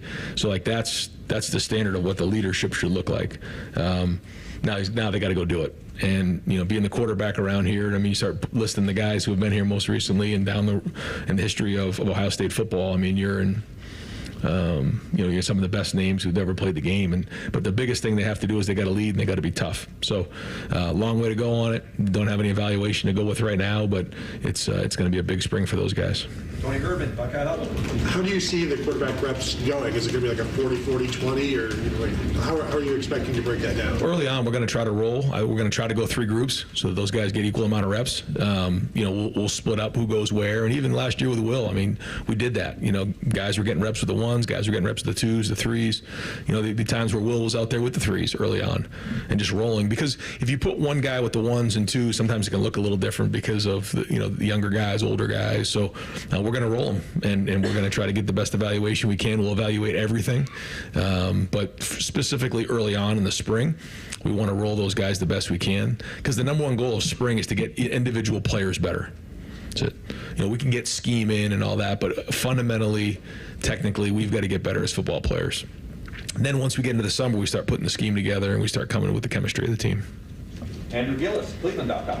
Brian, what are your expectations for Tyler Bowen as a recruiter, and in your hiring process, how big of that was those conversations? Big, and you guys can probably already see he's making an impact. He's getting guys here. He works hard at it. He makes connections. He builds relationships. He can evaluate at a high level, and I think he with some of the guys that we have, on the offensive staff together, you're starting to see group recruiting there. And so, again, we're Ohio State. We should have the best players in the country, and he understands that. And, again, this is another guy, the more you get around him, you'll see his personality just jumps out at you, and the guys love being around him. So, we'll see how the spring goes, but he's off to a good start. Pat Murphy, 24/7 Sports. Brian, you mentioned Brian Hartline being ready to take over play calling. What have you seen in the last 2 years? Why do you feel so confident? I think the first thing is his work ethic. He's worked his tail off, and when you evaluate, coaches, you got to work at it. You got to be one of the first guys in the building. You got to be one of the last guys to leave. I mean, you got to grind on it. I think he's made the transition from being a player to a coach very well in a quick period of time. His recruiting speaks for itself. But to me, the work ethic has been excellent. The players relate to him. He has credibility. He's got confidence. But he's grown as a coach. He's handled situations well.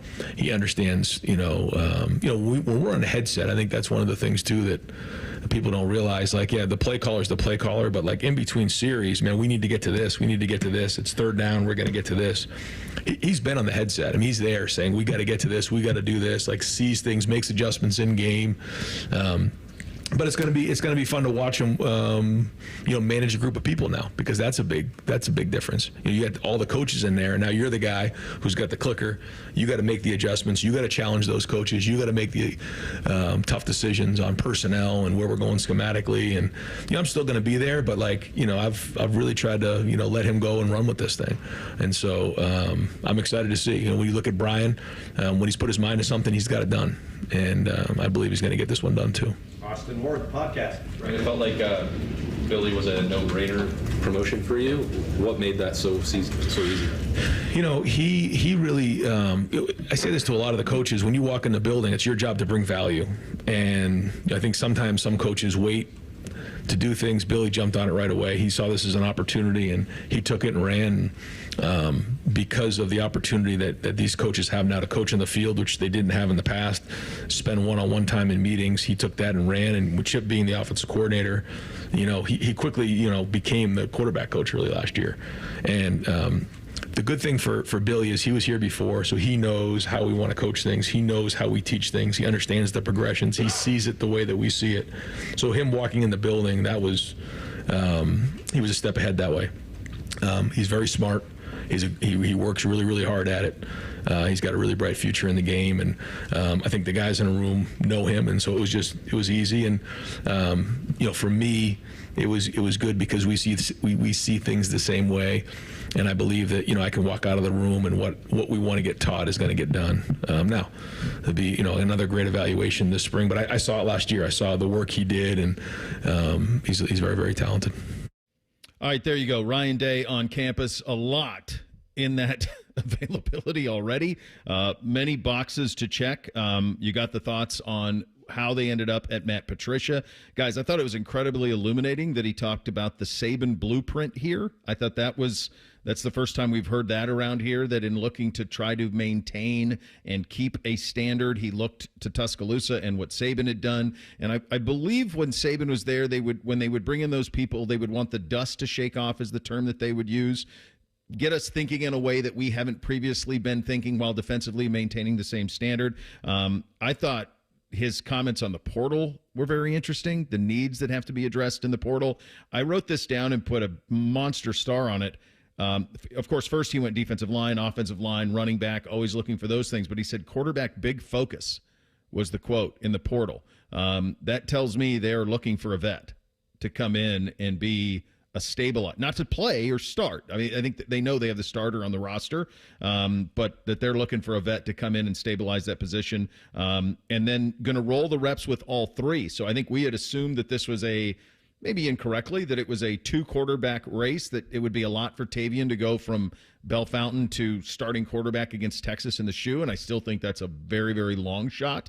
But Ryan was quick to mention it's a competition between all three, Reese. Yeah, it speaks, I think, both your points to what they had in Will Howard, because he talked about the quarterback needs to be a leader. Well, these three quarterbacks, I think the main focus for them, and I think for the betterment of this team, is they've got to get ready to run the offense, and they've got to get ready to be in big game situations and manage the offense with a brand new offensive coordinator who Ryan Day spoke glowingly about just in those comments you heard. The leadership thing might have to come later, or it might have to come differently, or it might have to come by their actions on the field, because this is three young guys with limited to little experience in actual game situations. Well, Howard played a ton of college football before he got here, so there wasn't a situation where you go, what the hell do I do now? These three, it's going to be a lot of what the hell do we do now? You can't lead until you're the guy when you're this young.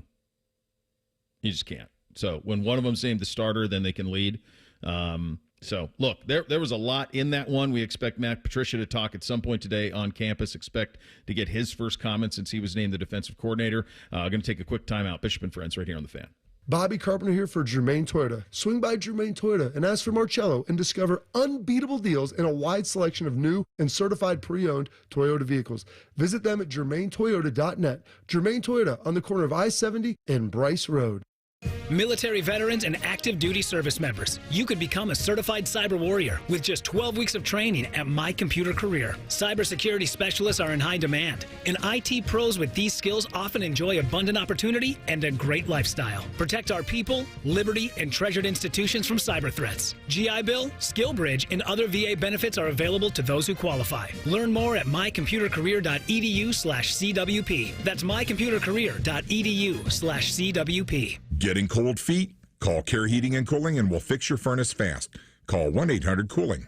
Welcome to AT&T. How can I help? Hey, I thought I could trust my twins with my phone, but they outnumber me, man. Oh, that's a lot of glitter paint. Let's trade lives. At AT&T, everyone can trade in an old or glittered iPhone any year, any condition, and save on a new iPhone. Ask how to get iPhone 16 Pro on us. New and existing customers. Savings vary by device and trade-in combinations. Restrictions apply. See att.com/iPhone for details. AT&T. Connecting changes everything.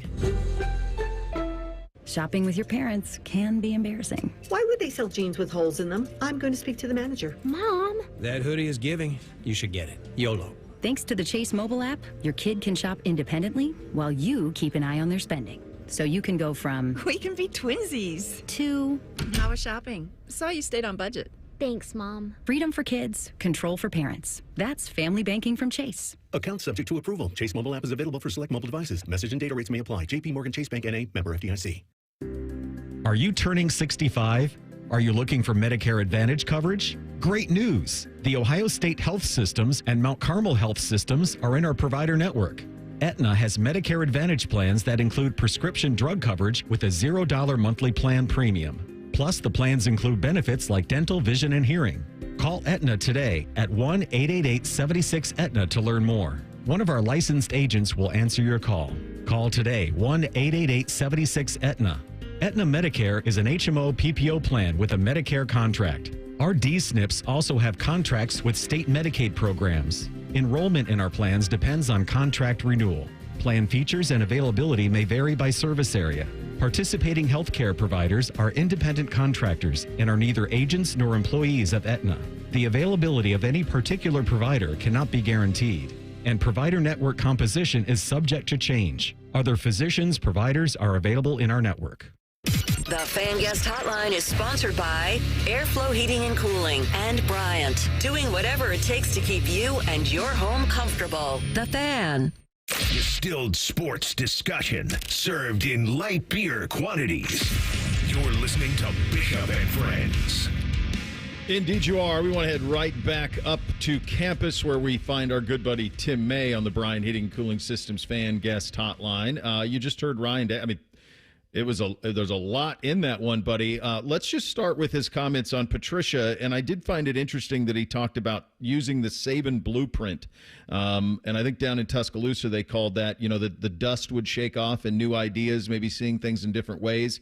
That's the first time I'd heard that from Ryan, but I think that we all kind of assumed that was going to happen at the defensive coordinator position, but him acknowledging that is a standard that they're kind of chasing, and that blueprint is one they're going to chase and hope to chase with Matt Patricia.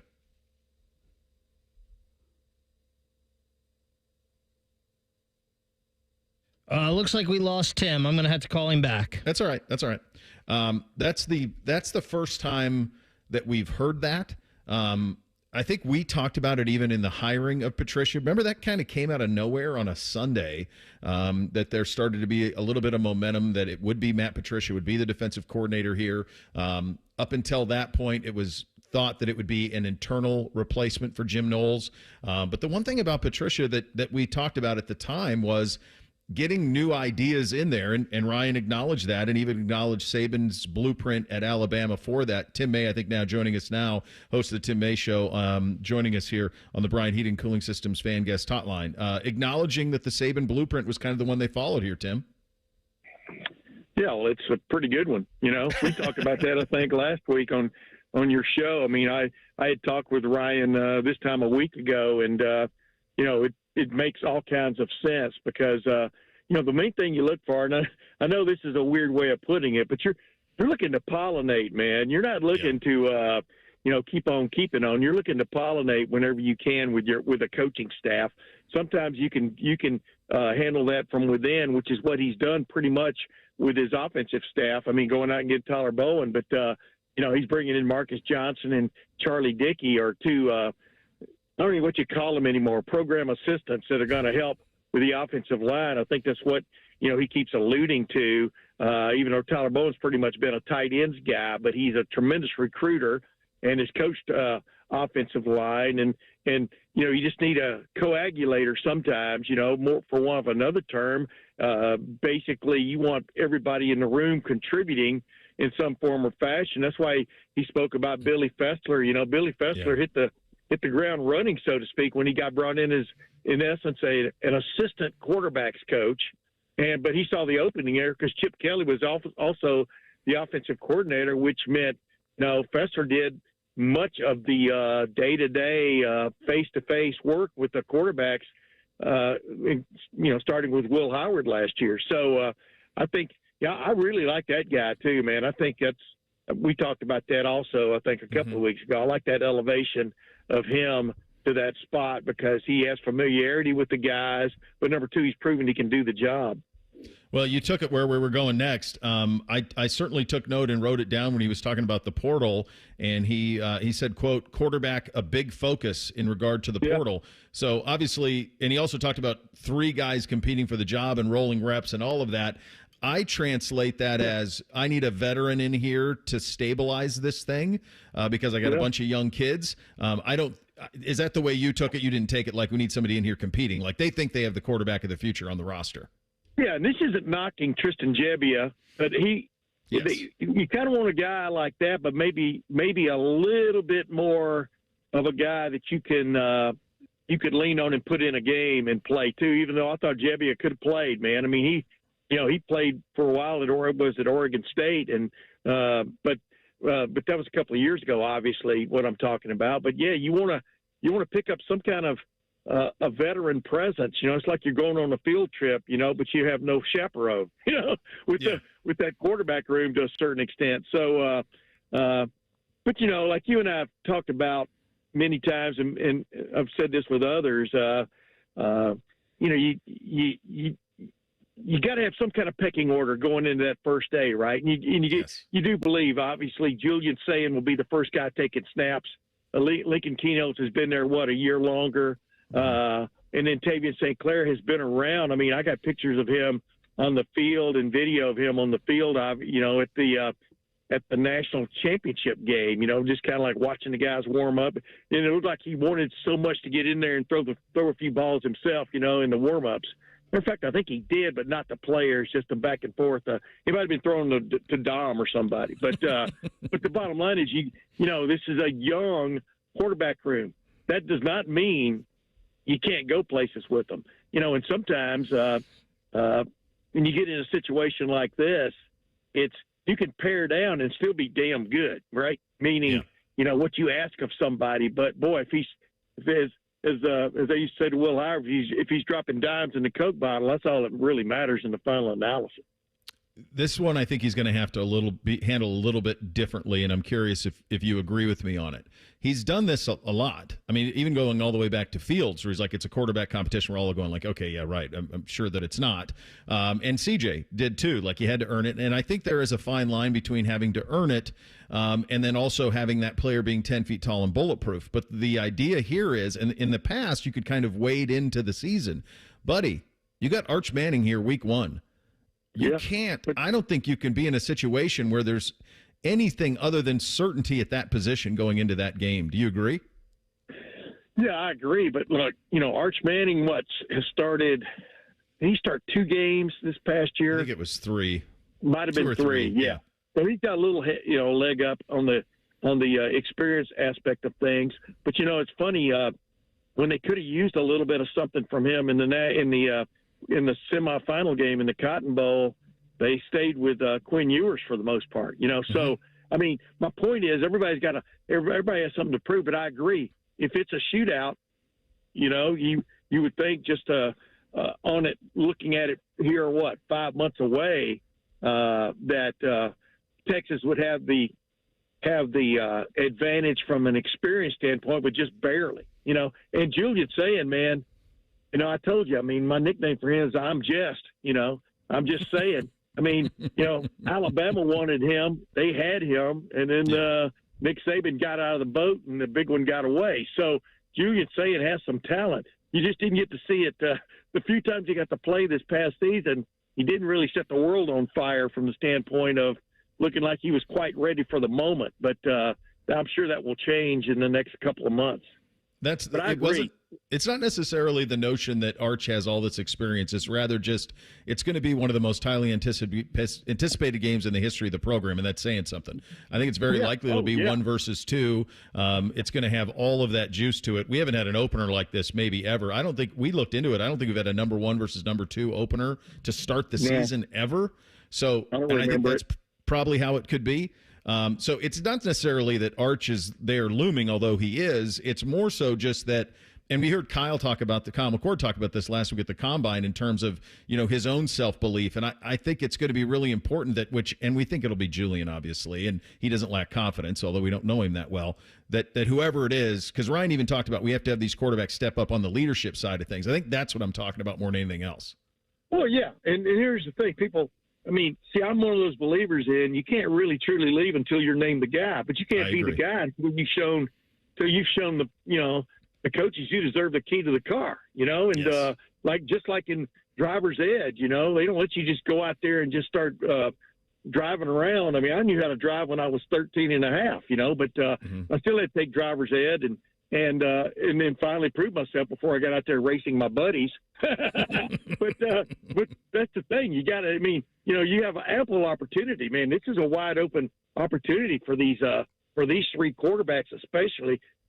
I think Keenholz is the guy that's going to be interesting to watch in the spring because, he understands. He understood he was a project when he showed up, and now is the time for him to assert himself. If in fact he's taking in, all of the teachings, et cetera, because he understands what Julian Saying's all about, and he understands Tavian St. Clair was depending on where you look, first or third best quarterback coming out, this past recruiting season. So he knows his challenge. You don't want to be considered an athlete, as a quarterback. You want to be considered the quarterback. And so I think it could be a very interesting spring for these guys, for them and their coaches. Yeah, I agree. Great stuff as always, buddy. Thanks for jumping on with us. Always a pleasure, Bo. You know that, man. All right, there he goes. Tim May, the Tim May Show, joining us, and right here at the Fan on the Bryant Heating and Cooling Systems Fan Guest Hotline. Little Thing or Not a Thing coming up next. Bishop and Friends right here on the Fan. Hair Volume is the best-selling hair tablet in the world and one of many award-winning natural hair products from New Nordic. The Ohio State Coaches Daily Show is brought to you locally on the Fan by Credit Union of Ohio. It's a Daily Show with Jake Diebler, brought to you by Encova Insurance. Your team this weekend playing at Indiana. Some thoughts about maybe some things to take away from the first game, Jake? Yeah, well, I think rebounding is going to be really important, and taking care of the ball is going to be really important. Those are the games within the game, and we got to do a really good job of guarding their personnel.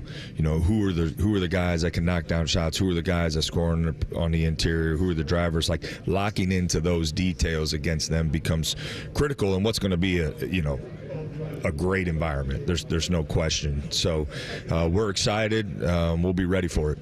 Okay, we'll have another comment in just a moment. Hi, I'm Archie Griffin, two-time Heisman Trophy winner. The right coverage can be a game changer, both on and off the field. That's why Encova Insurance and their local independent agents are prepared for what's next and protect what matters most to you.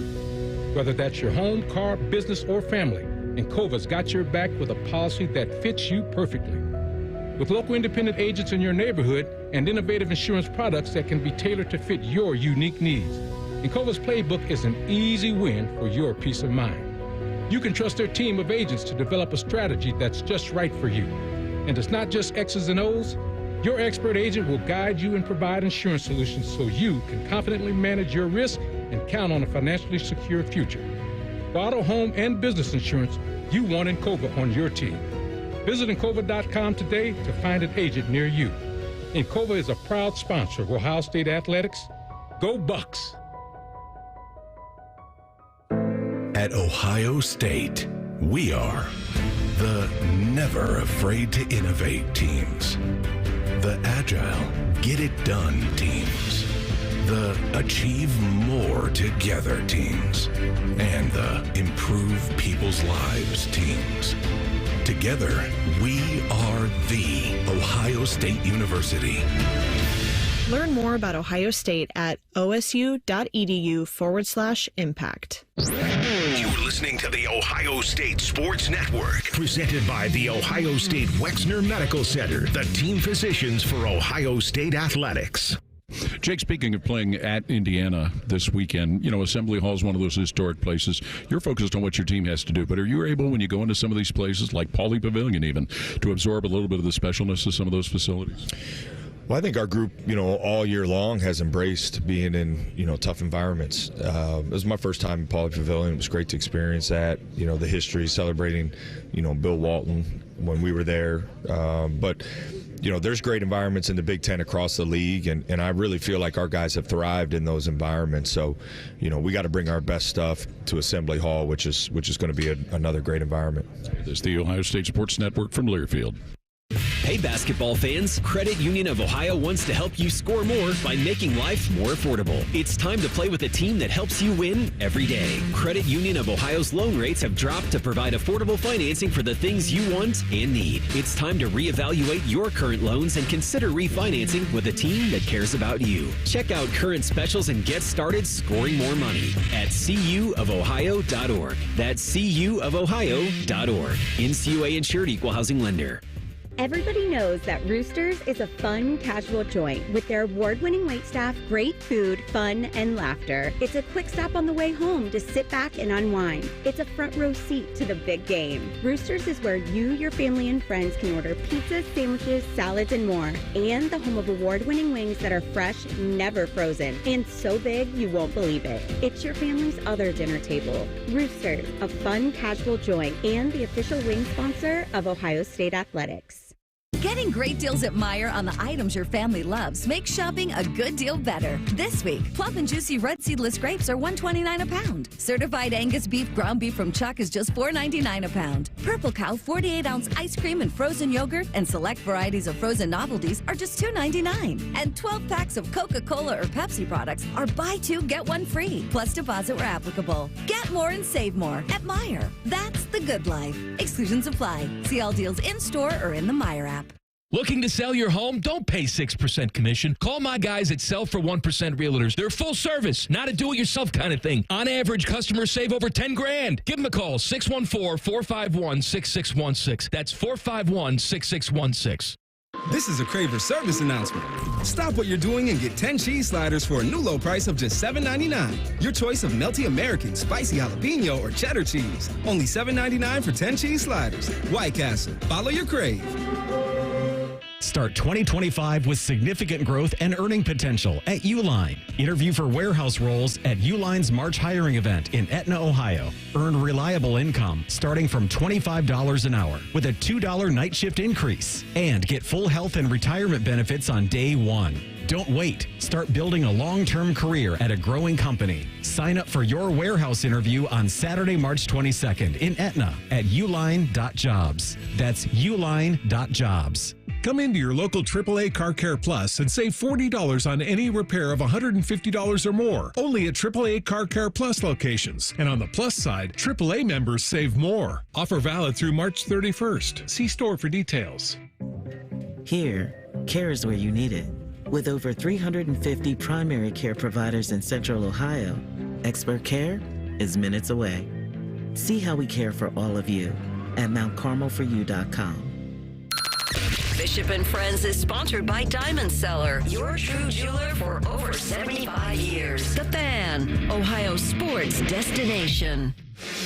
Our top men are working on everything except this show. This is Bishop and Friends.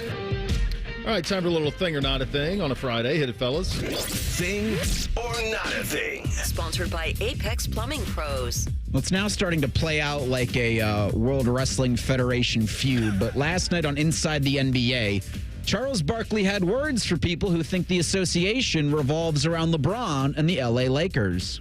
I saw a fool idiot on TV talking about the Lakers save the NBA. Save the NBA? Yeah. He's an idiot and a fool, but he know who he is. What's his name, Shaq? Which one are you talking about? Kendrick Perkins. Oh, he said the Lakers. First of all, the Lakers have had a great 2 weeks. He said the Lakers saved the NBA season. That's because them fools on the other network, which we're gonna be working for next year. That's all they talk about. Let me tell y'all something. Tell me something. And first of all, I want all the smoke. I don't whistle when I walk by the graveyard or anything like that. I don't whistle when I walk by the graveyard. Right. I like that. Hey, man, I'm stealing that one. The Lakers are doing great. Got a long way to go. But the reason the season's been going great for the Cleveland Cavaliers and the Oklahoma City Thunder. Y'all just want to talk about the Warriors and the Lakers. They're both doing great. Don't get me wrong. If I turn out to be wrong, I got no problem with that. But y'all are idiots because y'all talk about the Lakers and the Warriors all the time. Stephen A. Smith spent a particularly long amount of time on this morning on First Take, saying, quote, "I am sick and tired of people acting like, oh my goodness, we only talk about the Cowboys during the season. We only talk about the Lakers during the basketball season. That is factually incorrect," end quote. Thing or not a thing? Stephen A's right. He also said Chuck is really good at, I'm paraphrasing, Chuck is really good at TV, but he don't know TV. He's right. He's right. I love Chuck. I mean, he's all time. I think we all do. But the Lakers did not save the NBA with this Luka deal, but it was a shot in the arm that the association needed in a big way because there are certain brands that transcend the sport. There just are. And Oklahoma City is not one of those brands. Cleveland is kind of one of those brands. They've been in the mix for almost 20 years now at the top of the sport, mostly at the top of the sport, thanks to LeBron and then the Donovan Mitchell trade. So they're one of those ones that has crossover appeal. Oklahoma City does not have crossover appeal for folks who aren't in Oklahoma. They just don't. So that's the issue there. And and I think Stephen A's right about this. When you're in the content business, you have to talk about things that folks who aren't diehards care about. That's the job. That's the job. And that's what the Lakers did with the acquisition of Luka Doncic, is they took a star and you put it on the most star-studded team. The Warriors did the same thing with Jimmy Butler. By the way, I think they're 8-1 since acquiring him, so winning helps too. So they didn't save the season, but they definitely gave it a shot in the arm. We've talked about this with the face of the league conversation, right? Yeah. LeBron and Steph are still the faces of the league because they move the needle. This is stuff we deal with every day. Bo, I would love to come in here and I would love to talk hockey for 3 hours. Yeah. These last 2 or 3 weeks for me have been a dream because you've had the Four Nations and you've had the Stadium Series. So they were the things at the forefront of the sports world in Columbus, and we got to talk about them. We don't talk hockey very often because hockey, unfortunately, doesn't move the needle. These last 3 weeks have been great. I'd love to do it every day. We just can't. We got a couple of schedule changes this morning to the early college football season, courtesy of Brett McMurphy. Auburn at Baylor's season opener has been moved up a day to Friday night, August 29th. And then the Ohio University Bobcats open the season at Rutgers. That was going to be Friday, August 29th. It will now be Thursday, August 28th. Thing or not a thing?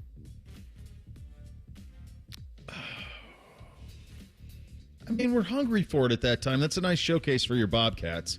Yeah, I mean, that's the weekend that college football owns. The NFL stays out of it for now. So to start it early as a win, that's going into Labor Day weekend, I think, right? Is that correct? Goes into Labor Day weekend?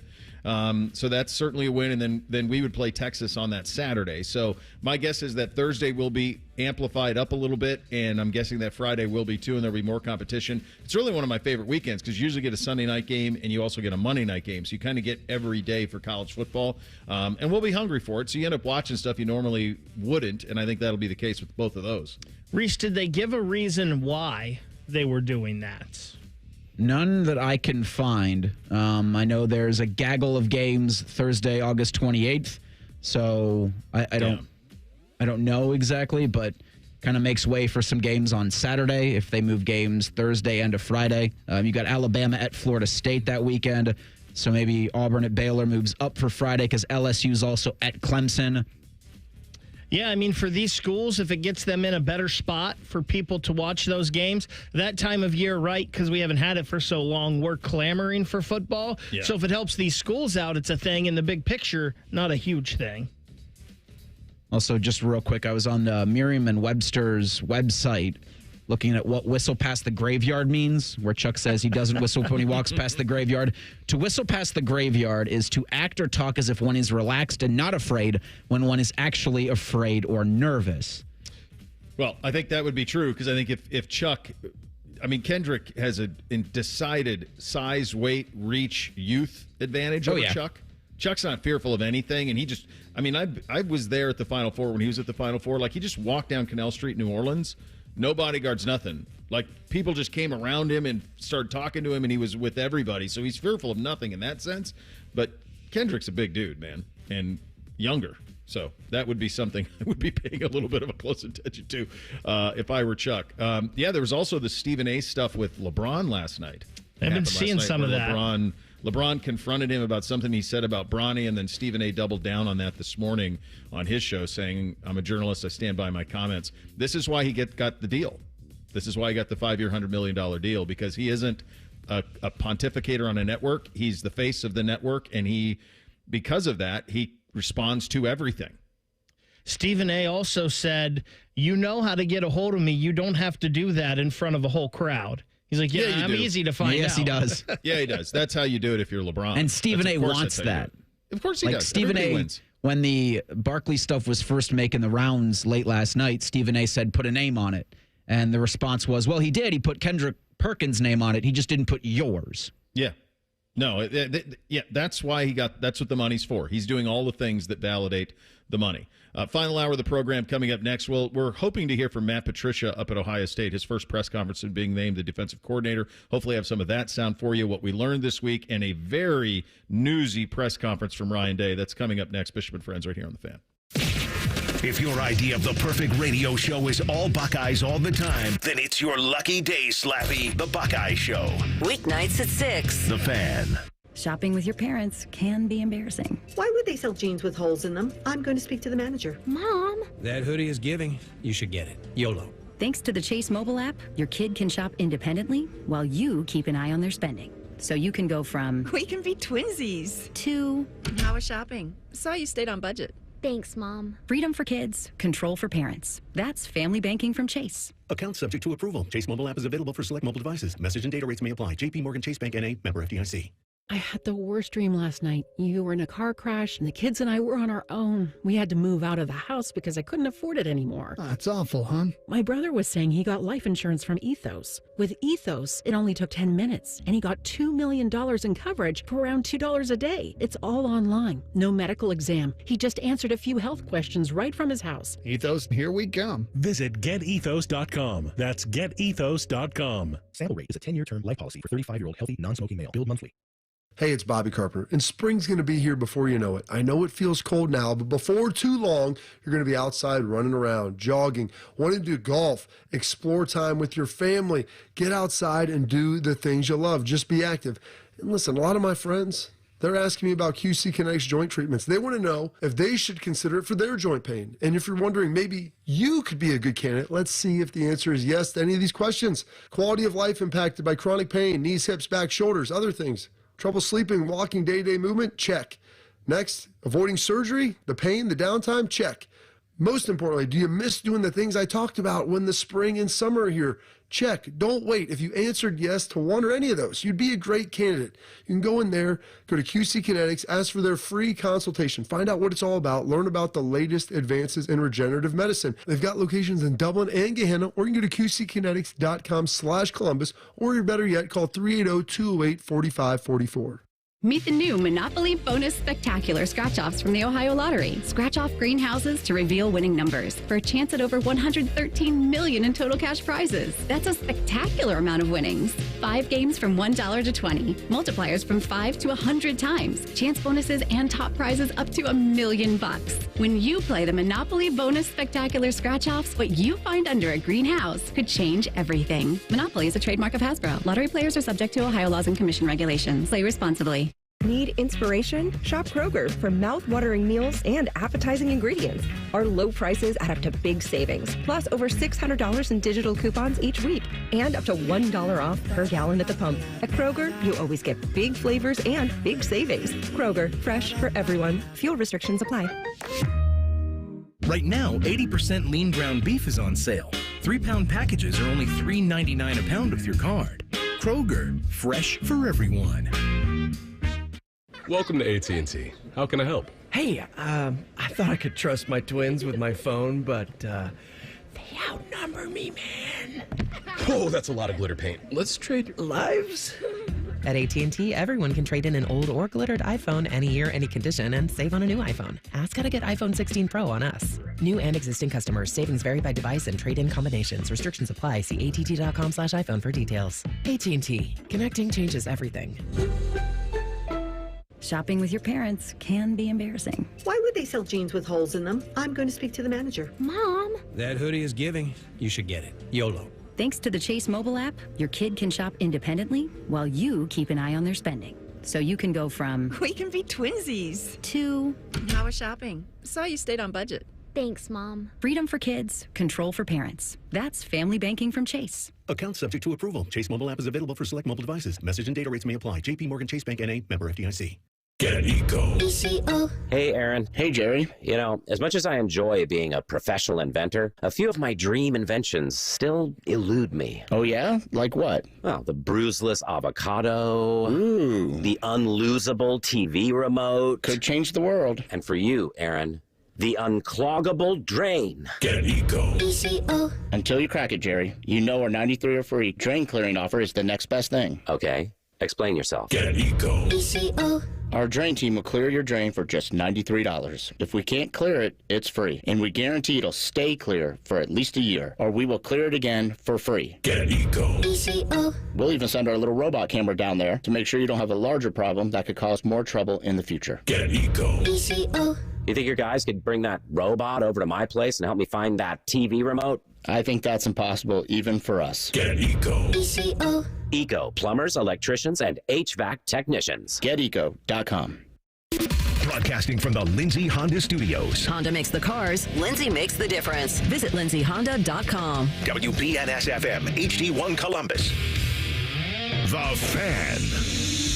Sports Center. Good morning. I'm Eric Reeser. It's trade deadline day in the NHL. Teams have until 3 p.m. to make a deal or two. The Blue Jackets enter the day in the first wildcard spot in the East. That's despite a 2-game losing streak thanks to a shutout loss in Florida last night to the Panthers. Jackets will head to New York to battle the Rangers tomorrow night at 6. In college football, Ohio State will begin spring practice on Monday, March 17th. Speaking with reporters earlier today, Ryan Day says they'll evenly distribute quarterback reps throughout the spring. Julian Sain, Lincoln Keenholz, and Tavian St. Clair are vying for that starting job. Ohio State's head coach also confirmed Brian Hartline will be the Buckeyes' primary play caller this upcoming season. The Buckeyes will hold a spring showcase at Ohio Stadium Saturday, April 12th. More details on that will be released in the coming weeks. This update is sponsored by BMI Federal Credit Union. Enjoy rates as low as 9.90% APR with a Visa Platinum credit card. Apply at bmifcu.org/Visa.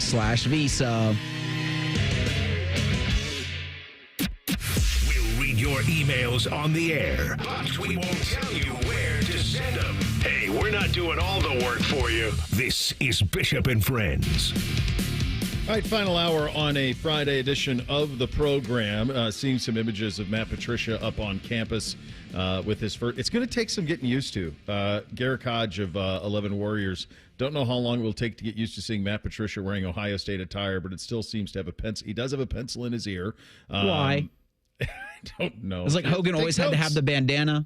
I guess. He doesn't have a notebook in front of him. There's on the table with the microphones. Yeah. There is no notebook. What's the pencil for, man? In case you run into, I don't know. It's his deal. But he looks great. I mean, he's definitely dropped some lbs from the time that he was a coach. He's got a tight beard versus a long beard that he had most of the time that he was a coach. And I look forward to it. I think as well, let's get into it. This is what we learned this week. This is going to be front and center. We're not trying to do too much around here, but over the course of 5 days, you might have gleaned some stuff. Bishop and Friends present What We've Learned This Week. Earlier in the program, you heard from Ryan Day in a wide-ranging press conference, that the first one he's had since the national championship game, in terms of the decisions that he made on the staff, what their plan will be for the portal. I thought he said another part out loud, and I think this goes back to a conversation I had with Paul Feinbaum on Thursday with, those coaches stayed down in New Orleans Sunday and Monday because of the frustration they have in the calendar. And he reiterated that, hey, us in Notre Dame, the portal came and went while we were still playing. And then when we were done playing, there was a 5-day portal that we couldn't participate in. And so, yeah, there are needs on this roster. And he mentioned them. He mentioned the defensive line depth, that between graduation off to the NFL and portal, they're down 5 guys on the defensive line, and they need to add in that room. He mentioned the offensive line depth. They brought in new guys, but they got to see what it looks like. And that might be another spot where they go shopping. He mentioned the running back position. We've talked about that, right? They went out in the portal, got the kid from West Virginia. They've got Peoples back, and he certainly comes in with a high amount of regard. I know people think very highly of him. But if there's a chance to add another one, remember, they had 2 studs, 2 NFL backs last year on the roster. The same type of thing that Penn State's going to have this year with Katron Allen and Nick Singleton. And so they probably want to add another weapon in that room for whichever young quarterback ends up winning that job. And then the other thing, I really took notice of this, and this affirmed what we've been talking about all along. Quarterback, he said, quarterback will be a big focus, is what Ryan Day said in regard to the portal. That is that Tristan Gebbia, Tim May, unprompted, brought up Gebbia's name himself. They need that veteran guy to be in that room as a stabilizer, because you don't know what necessarily could happen with Lincoln Keenholz, provided Julian Sayin wins this job as kind of we all anticipate that he will. In terms of the fight for that job, we now have learned that will be all three. That Ryan Day saying that they are young, they need to know what leadership looks like, and that they're going to roll the reps between all three. So equal reps between Julian Sayin, Lincoln Kienholz, and Tavian St. Clair. I think he has to be very careful with that because to his point, his quote, not mine, they're all young. You got to get a lot of reps for whoever's going to start against Texas in that opener. Yeah, I wonder, this is something, that we didn't learn this week, but we're kind of learning more about the spring showcase as we go, where Coach Day doesn't want to make it just about 7-on-7 football, but for these quarterbacks, I think I'm actually on the fence, whether it helps or hurts that they've kind of got an abbreviated spring this year, because to your point, like there can't be any goofing around with this quarterback battle because of how close and how quickly August 30th is going to get here between Ohio State and Texas, where you need to have a guy that's got a ton of reps that has and is going to get more and more reps with the ones. That's got to be done almost earlier than ever. And I think that is a lot because of the run that they went on and how late they're going to start spring and then their spring showcase. But that portal period, spring game April 12th, the portal opens on the 16th. And the more and more I think about it, the more and more I feel like one of these guys, one of the three that he mentioned that they're going to be rolling reps through starting a week from Monday, is going to put his name in. Because how can you not? Yeah, I think at some point, it wouldn't be Tavian. I don't think it would be. I don't think it would be Julian either. I think if you're Lincoln Kienholz, and just pretend he's your kid. If it was your son, and you'd been here longer than the others, and you still couldn't win that job, even though you were coming. You'd think about. We've talked about like going from Bell Fountain to the Big Ten. That's one thing, and that's a mammoth leap. It is like Neil Armstrong to go from South Dakota high school football to Ohio State, and that's what Lincoln has tried to do. I know how fondly Ryan is of him. I know what he thinks he could be as a player, which is a very, very high ceiling. But at the same time, that's something that I'm with you, that it feels like if there is a movement, it would be him going to somewhere else where he would have a chance to play. But it's going to be difficult to go play somewhere when you miss a spring. To pop in, unless it's somebody with lineage and a similar offensive philosophy of Day, I'm trying to think where he could go, where he could come in and compete, and the terminology would be similar. Because you think about that, like he can't waste another year, I wouldn't think, if he is the one who bounces, and then that would mean why you need the veteran to come in. I'm just trying to see where anybody who's been at Kevin Wilson came to mind because he's now an offensive consultant at Oklahoma, but they've already got a guy out of the portal. You got the kid from Washington State, right? I always think of Luke. Yeah. I'm not sure what he's doing at Wisconsin now, and that'd be, kind of in the vicinity of home. Dom was on the Buckeye boat, and Baker and I ran into him and asked him yesterday, I think it was, like, hey, how was the experience on the Buckeye cruise? And the first thing first person he mentioned was Lincoln. Like, just unprompted. So, yeah. That's the kind of presence that Kienholz has, but it's just so difficult with the ask that is of this coaching staff to get a team ready to play Texas with so many questions and so much little football played that you can't be worrying about everybody's feelings. And it feels that if he wants a legit shot at starting the big boy college football in this country, it's just not here. Well, I think he's got a legit chance. It just he has to overwhelm in the next 30 days. He's got about, 4 weeks of practice? That's such a steep hill to climb, right, with such little time to do it. It is. It's steep. And Julian passed him last year because Julian was the third quarterback last year. So Julian would have the leg up in that regard. But he's got a month of practice to catch up. That's a ton of pressure, but sometimes pressure makes diamonds. We'll see. Guys, I think the one thing I learned this week, and I think we kind of knew it, and we kind of thought it, because as good as this Blue Jackets story has been this year, it always seemed like it was a little early, right? This was supposed to be a year or two away. And the Blue Jackets just quite aren't there yet. And that's okay. It's not a bad thing. But when you play the likes of Tampa Bay and Florida, these are teams that have a legitimate shot at winning the Stanley Cup, two of the better teams in the league. There's just a standard of play there that's hard to keep up if you're not one of them, especially as they're ramping up into playoff mode. And we saw that this week with the Jackets. They played hard. They tried, but they just weren't quite to that level yet. And that's, like we said, that's not a bad thing. It's nothing to get down on the Blue Jackets about, because this is a team and an organization that seems to be on the come. They're just not quite there yet. That's fine. I do think they need to make the playoffs. I think this will feel. That's the thing. Once you, like, if they weren't in the mix all along, then you wouldn't be worried about them getting in the mix now. But they've been in the mix all along. They had the dream last 2 weeks, and now I think it's important. If they don't get in, at the very least, it has to come down to the last week. This 2-game skid against two teams who can win the Cup can't turn into 4, 5, 6, 7. It can't turn into that. It is critical. And Don Waddell's, today's the NHL trade deadline. We had Porty on the first hour of the program.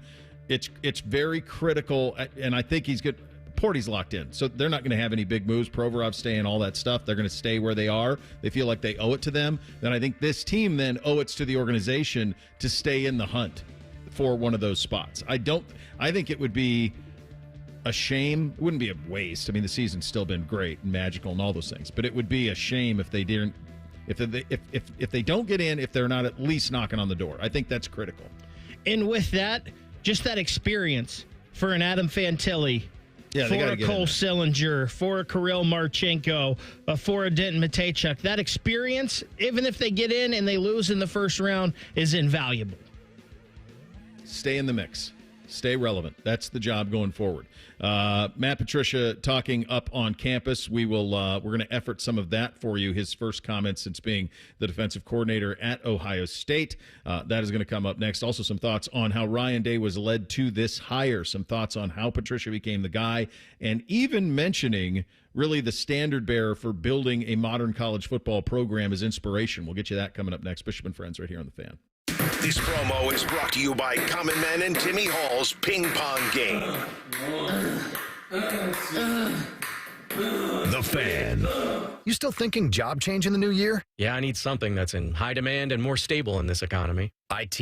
Yeah, cybersecurity, maybe even AI. That's what I did. Really? How? Went to My Computer Career. You don't need any prior experience, and you could start your new career in a matter of months. A lot of IT pros go to school there, too, to level up. Sweet. Are classes online or on campus? Both. Well, I'll check it out. Thanks. Make this your year. Take the free career evaluation now at mycomputercareer.edu. Financial aid is available for qualified students. Hey, friends, Beamer here. And all right, somebody cue up the wedding bells, because I just hit my wedding weight. Down 56 pounds with the Awaken 180, and I officially weigh the same as the day I said I do. What's even crazier was how fast I took off what probably took me 6-7 years to put on. Only 3 months in, and I've made a complete 180.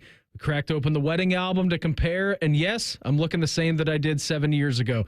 Although be it a few more gray hairs with a 2-year-old running around, that tends to happen. I'm not done, though. Once you learn how easy losing weight can actually be with Awaken 180, your goals, they start to get bigger. Wedding weight, yeah, I hit that. But why not see what it feels like, what it looks like to be at my ideal weight? All goals start shifting. Who knows? Maybe I'll start hitting some 5Ks, playing tennis, being more active. Probably not going to hit 5Ks, but hey, you never know what's going to happen. What does your life look like down 30 pounds, 50 pounds, or even more? To find out, do what we did and make your own 180 at awaken180weightloss.com. You know that thing you've always been too scared to go for? It seems like you'll never have the guts. Then a cancer diagnosis. And doing that thing becomes way less scary. I would know. I've always wanted a black belt. And today, the only thing standing in my way is a few wooden boards. It's been a lot of hard work and 5 years since I beat cancer at Ohio Health. Bring it on. You keep making plans. Visit ohiohealth.com/keepmakingplans to learn more. If you're like most Americans, you've racked up tens of thousands in credit card debt. You're stuck with 20% interest fees, and even the monthly payments, well, they're hard to make. It's insane. Hey, it's Bobby Carpenter. The good news is that there is a way out. AFLcash.com. That's AFLcash.com. Advantage First Lending. They specialize in fast, easy access to the equity in your home. Most homeowners have hundreds of thousands of dollars in their home equity. That's your money. AFLcash.com can get it out for you with zero junk fees and zero hassle. You can pay off all those credit cards in just a matter of days. Pay off your car loans too. Cut your monthly expenses by $800 or even $900. I'm telling you, the relief you need, well, it's right there at your fingertips. AFLcash.com or call 844-394-CASH. That's 844-394-CASH. Break out of the credit card debt prison with AFLcash.com. Equal Housing Lender, NMLS 1209177. Subject to lender approval. NMLSConsumerAccess.org. Oh, hey, a fan show where you can be the star. Sundays at 11 is the new Fan Call-In Show presented by ESPN Bet at Hollywood Casino Columbus. Your calls, your tweets, your voicemails, your opinions. You can be a homer, a hater, or whatever you want to be. Your family may not listen to you, but we will. The Fan Call-In Show presented by ESPN Bet at Hollywood Casino Columbus. Sundays at 11 on The Fan, Ohio's sports destination. There's endless possibilities. There's billions of books out there, so there's no limit to what I can read. The reasons why I love reading is because I get to see different perspectives of other people's lives. Reading age-appropriate books by diverse authors with diverse viewpoints opens the world for young readers and helps them find their own voice. Join the Ohio Education Association in celebrating Read Across America all year round to help create a nation of diverse readers ready for the future. Springtime is here, and you know what that means. It's time for Mulch Madness. Did you know that too much mulch is bad for trees and shrubs? 2 inches of mulch is plenty. Any more and you risk causing roots to grow up and around trunks, which increases unhealthy stress, shortens tree life, and even keeps moisture from getting down to tree roots. To find out more about Mulch Madness or to find a certified arborist near you, visit treesforohio.org. That's trees, the number 4, ohio.org. Hello, it's John Kozik, founder and president of TurboTrack Realty, and I buy houses as is fast for cash. Call me today for an all-cash offer on any of your properties, and we can close within days at 614-470-2000, 614-470-2000. Do you own a property that's outdated and needs thousands of dollars in repairs? Great, I'll buy it. Give us a call today for an all-cash offer at 614-470-2000, 614-470-2000. Would it be convenient for you if you could simply take what you wanted and leave the rest behind? Great, I'll buy it. I buy vacant properties, inherited homes, divorce situations, death in the family, apartment buildings, rental portfolios. I even buy my tenant won't pay me the rent houses. Call TurboTrack Realty today for an all-cash offer and speak with one of our friendly staff members at 614-470-2000, 614-470-2000. Fan weather. From the Logan AC and Heat Services Weather Center. The clouds will be rolling in as we head into the afternoon. We are looking at a weak disturbance that could bring in a few late day showers. Today's high temperature will be 45. Heading into tonight, we cool off to 30. The sunshine is back tomorrow with a high of 42. I'm meteorologist Dylan Robichaud with your 10 TV weather impact forecast on 97.1 The Fan. 1, 2, 3. Here in The Fan is always football o'clock. Proud to be your home of the Buckeyes, Browns, and all the NFL games you can handle. The Fan. When General Sherman marched through Georgia, he was listening to this show. Use your skills for good, young warrior. This is Bishop and Friends. I suppose it's kind of appropriate that was the bump back coming into the conversation we're going to have about Matt Patricia, because in his conversation, his first extended comments in the since the hiring of Matt Patricia as defensive coordinator, Ryan Day elicited a legend from the South as inspiration, and that was Nick Sabin. He talked about Sabin as the blueprint. And the idea of that pollen, that dust, new mind shaking in, coming into a building a little bit was kind of an inspiration for it. How when Sabin had to make a hire, he would go look at something that he hadn't heard before and look for new voices that would perhaps shake up the room. We do have some sound from Ryan on the hiring of Matt Patricia. Bake, what do we have? Reese, what do we have in terms of what do we have to go to here?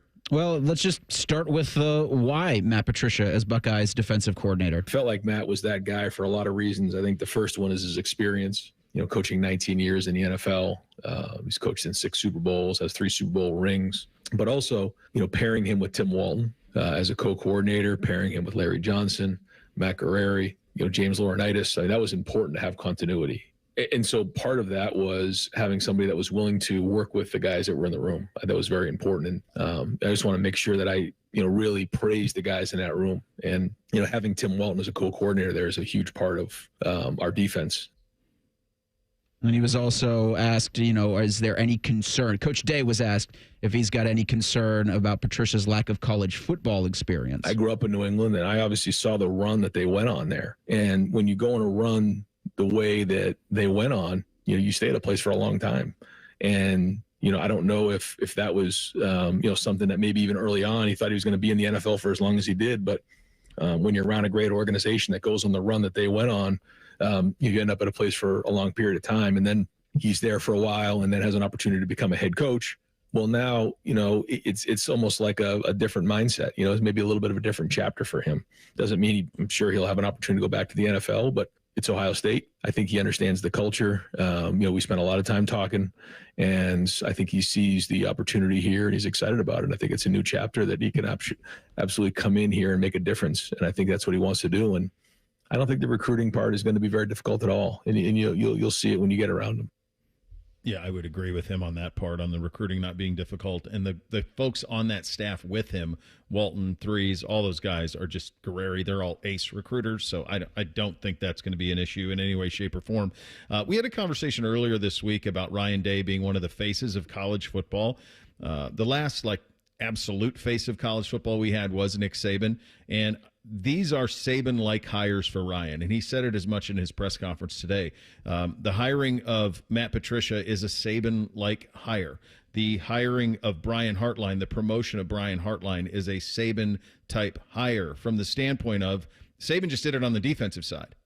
Right? He just took guys who he had built up. He did this with Kirby. He did it with Will Muschamp years ago. You take a guy who you kind of build up and then you elevate them to the spot. And his best example of that, obviously, was Kirby Smart. But Ryan is going to be the straw that stirs the drink. And after winning a national championship, that's how you can do things like you're doing with Brian Hartline, where he's going to be a first-time play caller. It's the first time we knew that was going to be the case, but Ryan said it out loud today. So his inspiration for how to build his version of Ohio State, and this is absolutely his version of Ohio State going forward, because of what he did in the national championship, is going to be to follow the Alabama blueprint. So I even mentioned that, even in that bite we just had on Patricia, he talked about how he could have his opportunity in the NFL again. He didn't lament not having Jim Knowles and Chip Kelly. This is the business we've chosen. And so there's going to be a bunch of turnover, but I'm the constant.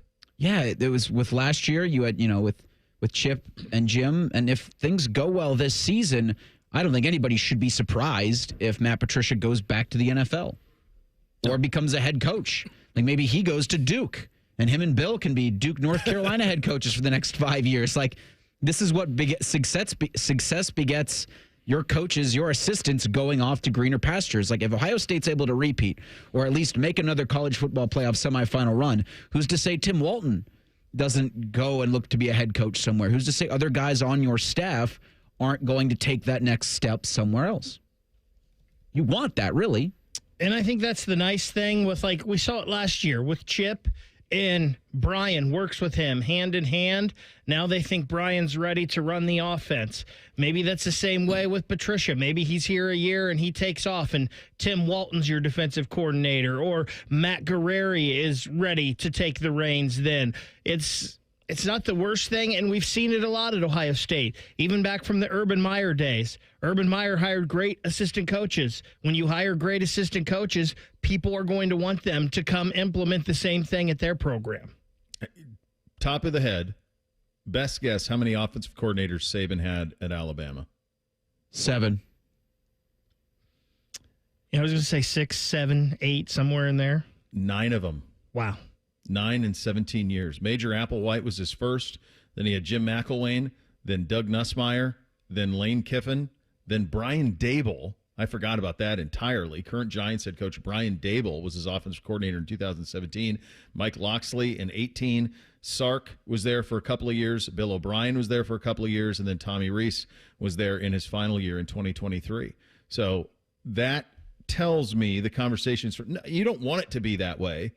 But what it tells me is, I mean, Ryan's on his fourth D coordinator already. Hafley, Combs, Knowles. Now Patricia. So he's on his fourth already. Wasn't Madison in there too? Was he a co with Hafley? I think Madison was his first hire, I believe. He was, yeah, but he was with was he with Jeff? Might have been. They might have been in a co situation. That would have been 19. Yeah. Yeah, So he was the co. Yeah. So that's your blueprint he's following. He's following what Sabin did on offense, Ryan saying, and Sabin on defense did not have that type of turnover. He had turnover, but not quite like that because he was the constant on defense. But on offense, Ryan will it'll just be opposite here. Ryan will be the constant on offense. They're going to bring along Brian. Brian, very much, if you want to stay with the Alabama comparisons, he's very much in the position that Kirby Smart was when Sabin elevated him defensive coordinator. And he was there a long time. And he did not leave until he got the perfect job, his alma mater. I think Brian will be in a similar situation here, where he's going to be here for a while. And I think Ryan can take a swing like this with Brian and give him the trust, put him in a position to succeed. Billy Fessler there as the quarterback coach, a lot of experience in that on that side of the ball, and then Ryan overseeing all of it. But he had to have somebody he could trust implicitly on the defensive side. And that staff is incredibly trustworthy. And there was something he liked about Matt coming in here as a new voice and an ability to bring in some new ideas to the defensive side of the ball. But it's a Sabin blueprint is what he's going for right now. And it kind of ties into that conversation we were having on Wednesday about Ryan Day being, along with Kirby Smart, really the face of college football right now. That's the way that he's behaving since winning a national championship, and he should. You win the biggest prize, you get all the flowers. That's where he is right now. This is Ryan Day in full. This is Ryan Day fully confident. This is him doing exactly what he wants with his program because he has the currency of winning a national championship this past year behind him. I think most fans would say that regardless of their faith in Patricia or Hartline and what is now their current roles, you've got faith in Ryan Day for the decision-making that he's doing and the decision-making that he's done. Yeah, that's it. It's wild seeing Patricia in that Ohio State quarter zip in the hat. I see these images floating around of him in the gear and stuff. It's wild to see it. I see threes over there too. Like, this is a crazy thing. Like, every assistant coach is talking. They're all talking up there right now. Fessler's talking, all of them. Some of these guys we've heard from, some of them we haven't. In spring football, it's St. Patrick's Day, right? That's when we kick it off? Yeah, a week from this coming Monday. All right, there you go. Much more on all of this as the Buckeyes are having a bit of an open house up on campus. Bishop and Friends right here on The Fan. Welcome to Nada Yada Island. Next on Metro's Nada Yada Island podcast. I almost fainted when the 4 new bombshells arrived. 4 free Samsung Galaxy A16 5G phones at Metro. No way. And finding out the 4th line is free. Oh, things got heated. That's wild. Join Metro and get 4 free Samsung 5G phones. Only at Metro. Plus tax. Bring 4 numbers and an ID and sign up for any Metro Flex plan. Not available currently at T-Mobile or been with Metro in the past 180 days. When you're on the go, every minute of the day counts. Meijer Home Delivery and Pickup helps you make the most of every second. Get all your weekly shopping online, quickly and easily, from wherever you are, whenever you want. Then have your Meijer order delivered to your home, or swing by and pick it up when you're out and about. Whatever works best for your schedule. The good life is in reach with Meijer Home Delivery and Pickup. Welcome to AT&T. How can I help? Hey, I thought I could trust my twins with my phone, but they outnumber me, man. Oh, that's a lot of glitter paint. Let's trade lives.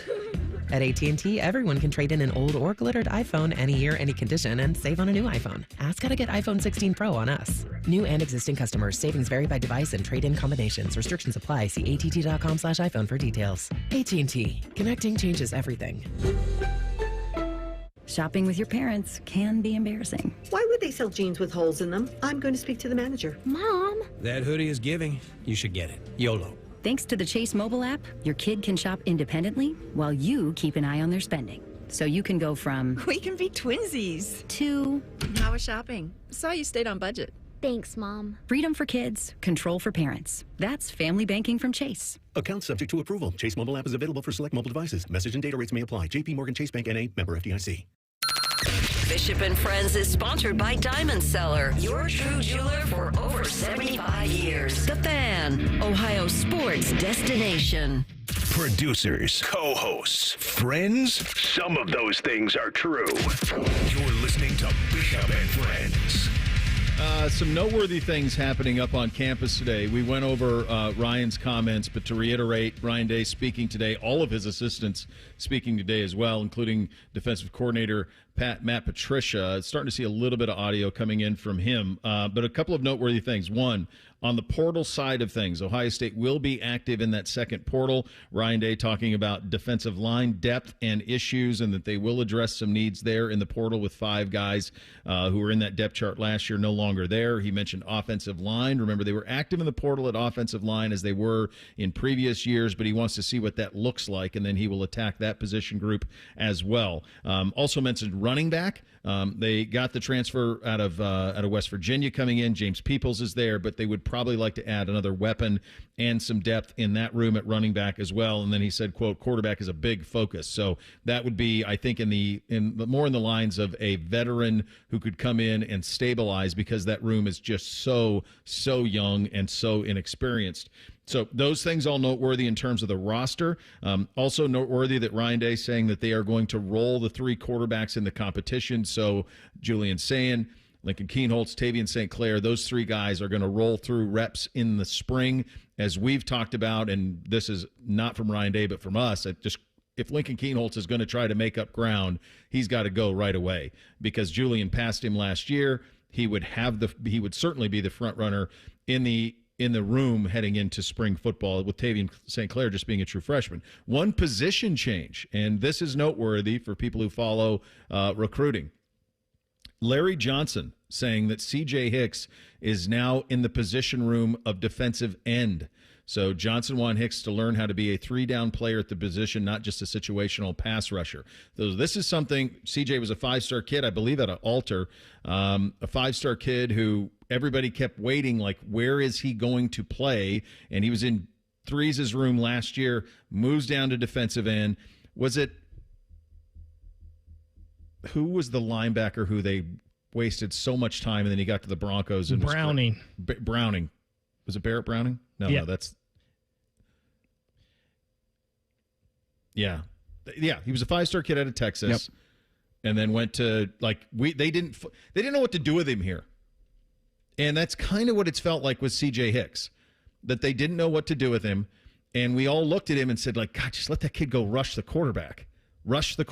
And now it seems like that's what's going to happen. It was Baron Browning. Yeah. Wore number 5, and yes. every spring it was, man, this guy flashed. This guy is the next big thing, and it never worked, and it never worked, and it never worked. And finally he goes to the NFL. They put him at DN, and they're like, just go get the quarterback, and he's been a pretty good player. And it speaks to a couple of things where you need to replace 2 very productive edge rushers in JT Tuimoloau and Jack Sawyer.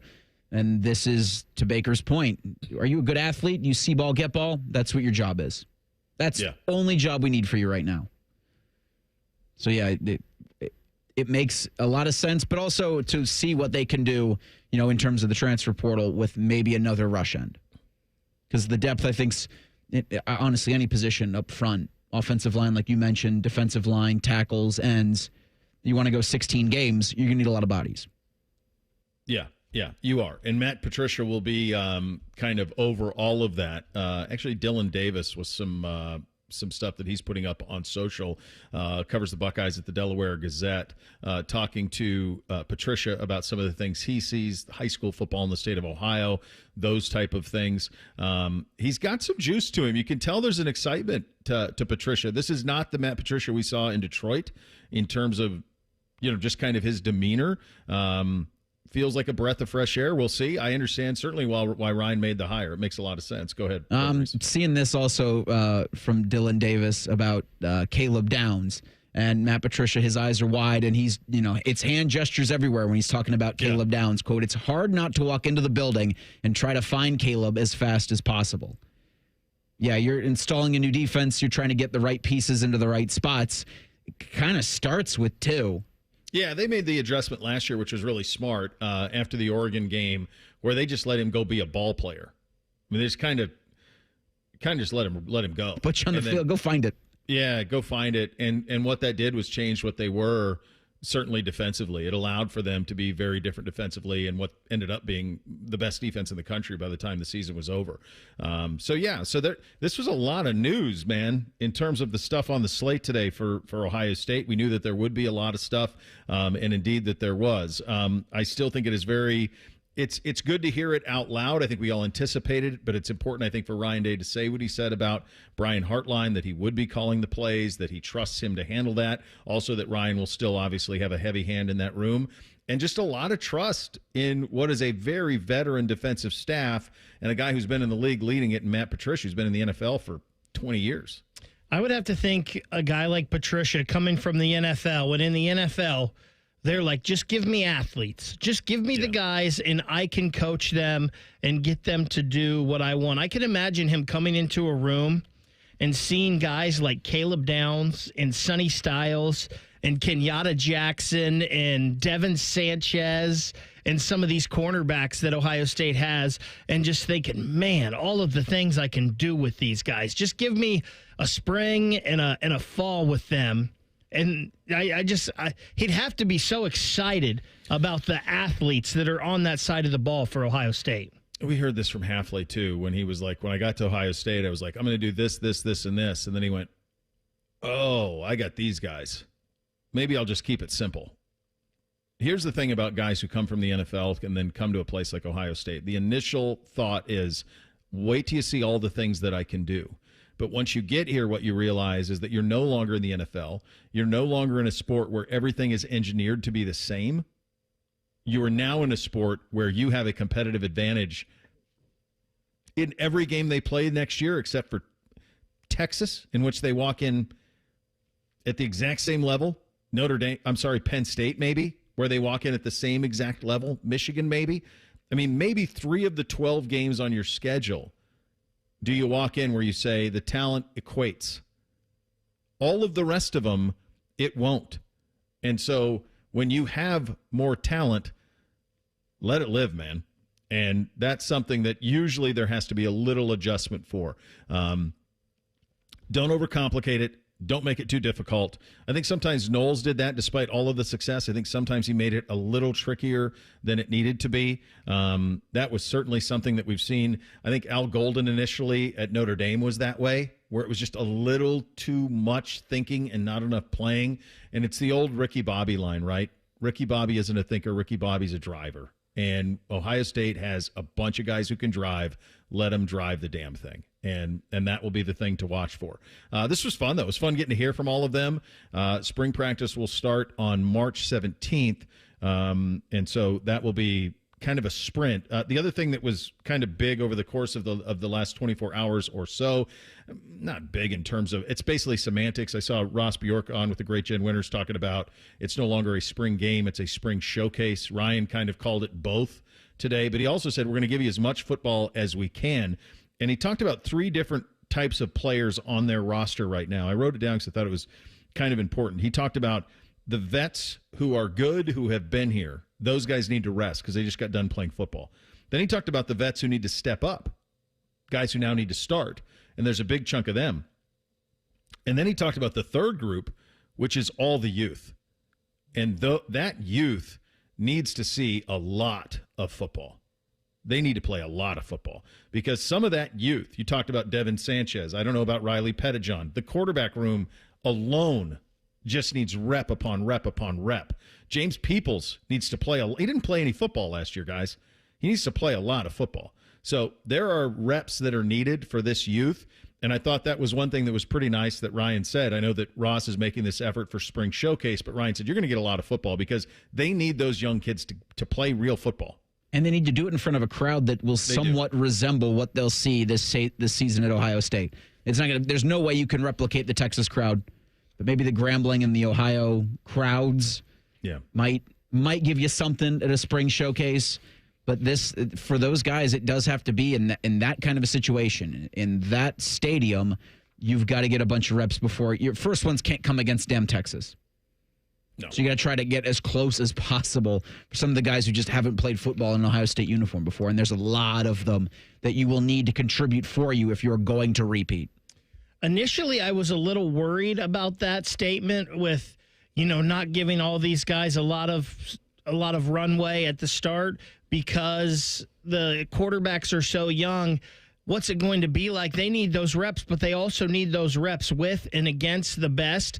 But as I'm looking at this Ohio State roster, like the offensive line, there's not a lot of established there. You've got Hensman, you've got Montgomery, but you're going to be breaking in 2 new tackles. And in the receiver group, I think the guys behind Jeremiah Smith and Carnell Tate are good enough with Mylan Graham and Brandon Ennis that you're going to be okay. You're going to need to get Peoples, you mentioned. And then on the back end, you've got 8 new starters. So maybe you're not throwing against Sonny Styles and Caleb Downs, but there's still a lot of talent there and a lot of new guys. So it's going to be fun to see this spring, just see these guys take on each other, a lot of them really with their first opportunity. Yeah. It's going to be a fun spring. And I think that you will see the balance of all of that. We don't need to see 4 doing much. We don't need to see 2 doing much. Those guys, 17, just chill. You guys hang at 6, just chill. Maybe 6 ends up being 0, fine, whatever. But let's let those guys chill. But these young pups, they got to get a lot of at-bats, and the quarterbacks really need the at-bats. That's going to be fascinating to see how those guys get snaps over the course of spring. All right, 3 things on a Friday up next. Bishop and Friends right here on The Fan. If you consider yourself a Buckeye fan, you've come to the right place. This is your heritage sports talker and home of Ohio State athletics, The Fan, Ohio's sports destination. My USPS Ground Advantage package just left the warehouse. I get all the updates. Stay in the know with USPS Ground Advantage service. Visit USPS.com/in-the-know. Hey, what's up? It's T-Bone. Guys, listen up. How many of you out there have been diagnosed with sleep apnea? Maybe your partner can't tolerate your snoring every night. You can't stand your CPAP machine. I totally get it.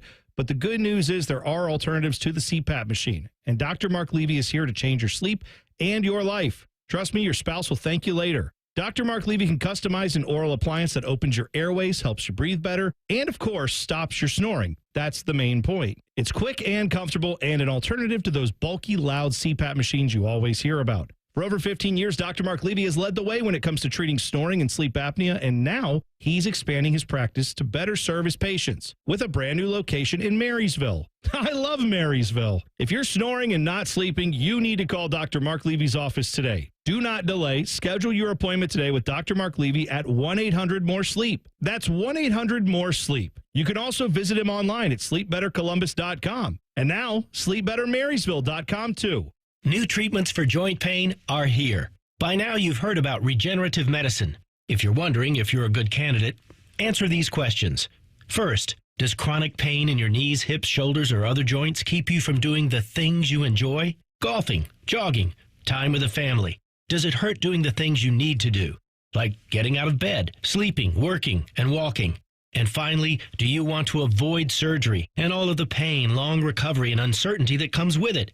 If you answered yes to any of those, you need to call QC Kinetics now. Learn about exciting advancements in regenerative treatments that can give you long-lasting pain relief with no drugs, no surgery, and no downtime. Get your free consultation today. Call QC Kinetics. That's QC Kinetics. Here's the phone number. Call now, 380-208-4544. That's 380-208-4544. QC Kinetics, 380-208-4544. At Diamonds Direct, our experts go the extra mile to ensure you have the tools to say I do with absolute confidence. Our promise to you is a completely risk-free shopping experience rooted in transparency, education, and integrity. No pressure, no intimidation, just clarity and confidence in your purchase. But we're about more than just price. Everything is backed by our exclusive guarantees. Put our tools to the test against any competitor, and our expert staff will ensure you get the very best overall value and unforgettable experience. Learn more at diamondsdirect.com. Diamonds Direct, your love, our passion.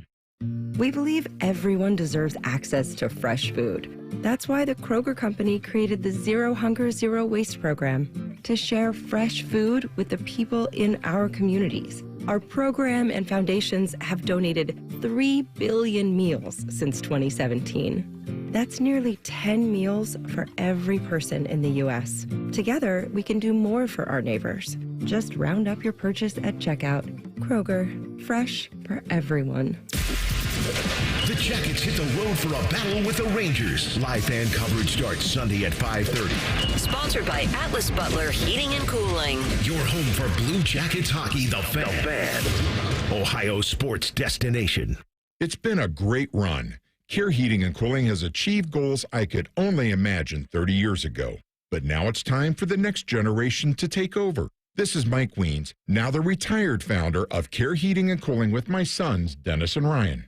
Dad, as Care grew over the years, you had many opportunities to sell Care to one of the big conglomerates that are buying companies all over Central Ohio. So tell our customers why you decided to keep Care in the family. After talking about Care's values for over 30 years, I couldn't bear the thought of Care becoming the kind of company I was warning our customers about. I know the two of you will continue to treat our customers as I would, with honesty and integrity. We will, Dad. In 2024, Care was awarded a BBB Torch Award for Ethics and was named the Lennox Partner of the Year. You don't earn those awards by leaving cat toys behind. Call Care Heating and Cooling at 1-800-COOLING or schedule an appointment online at careheatingandcooling.com. When you need a company you can trust.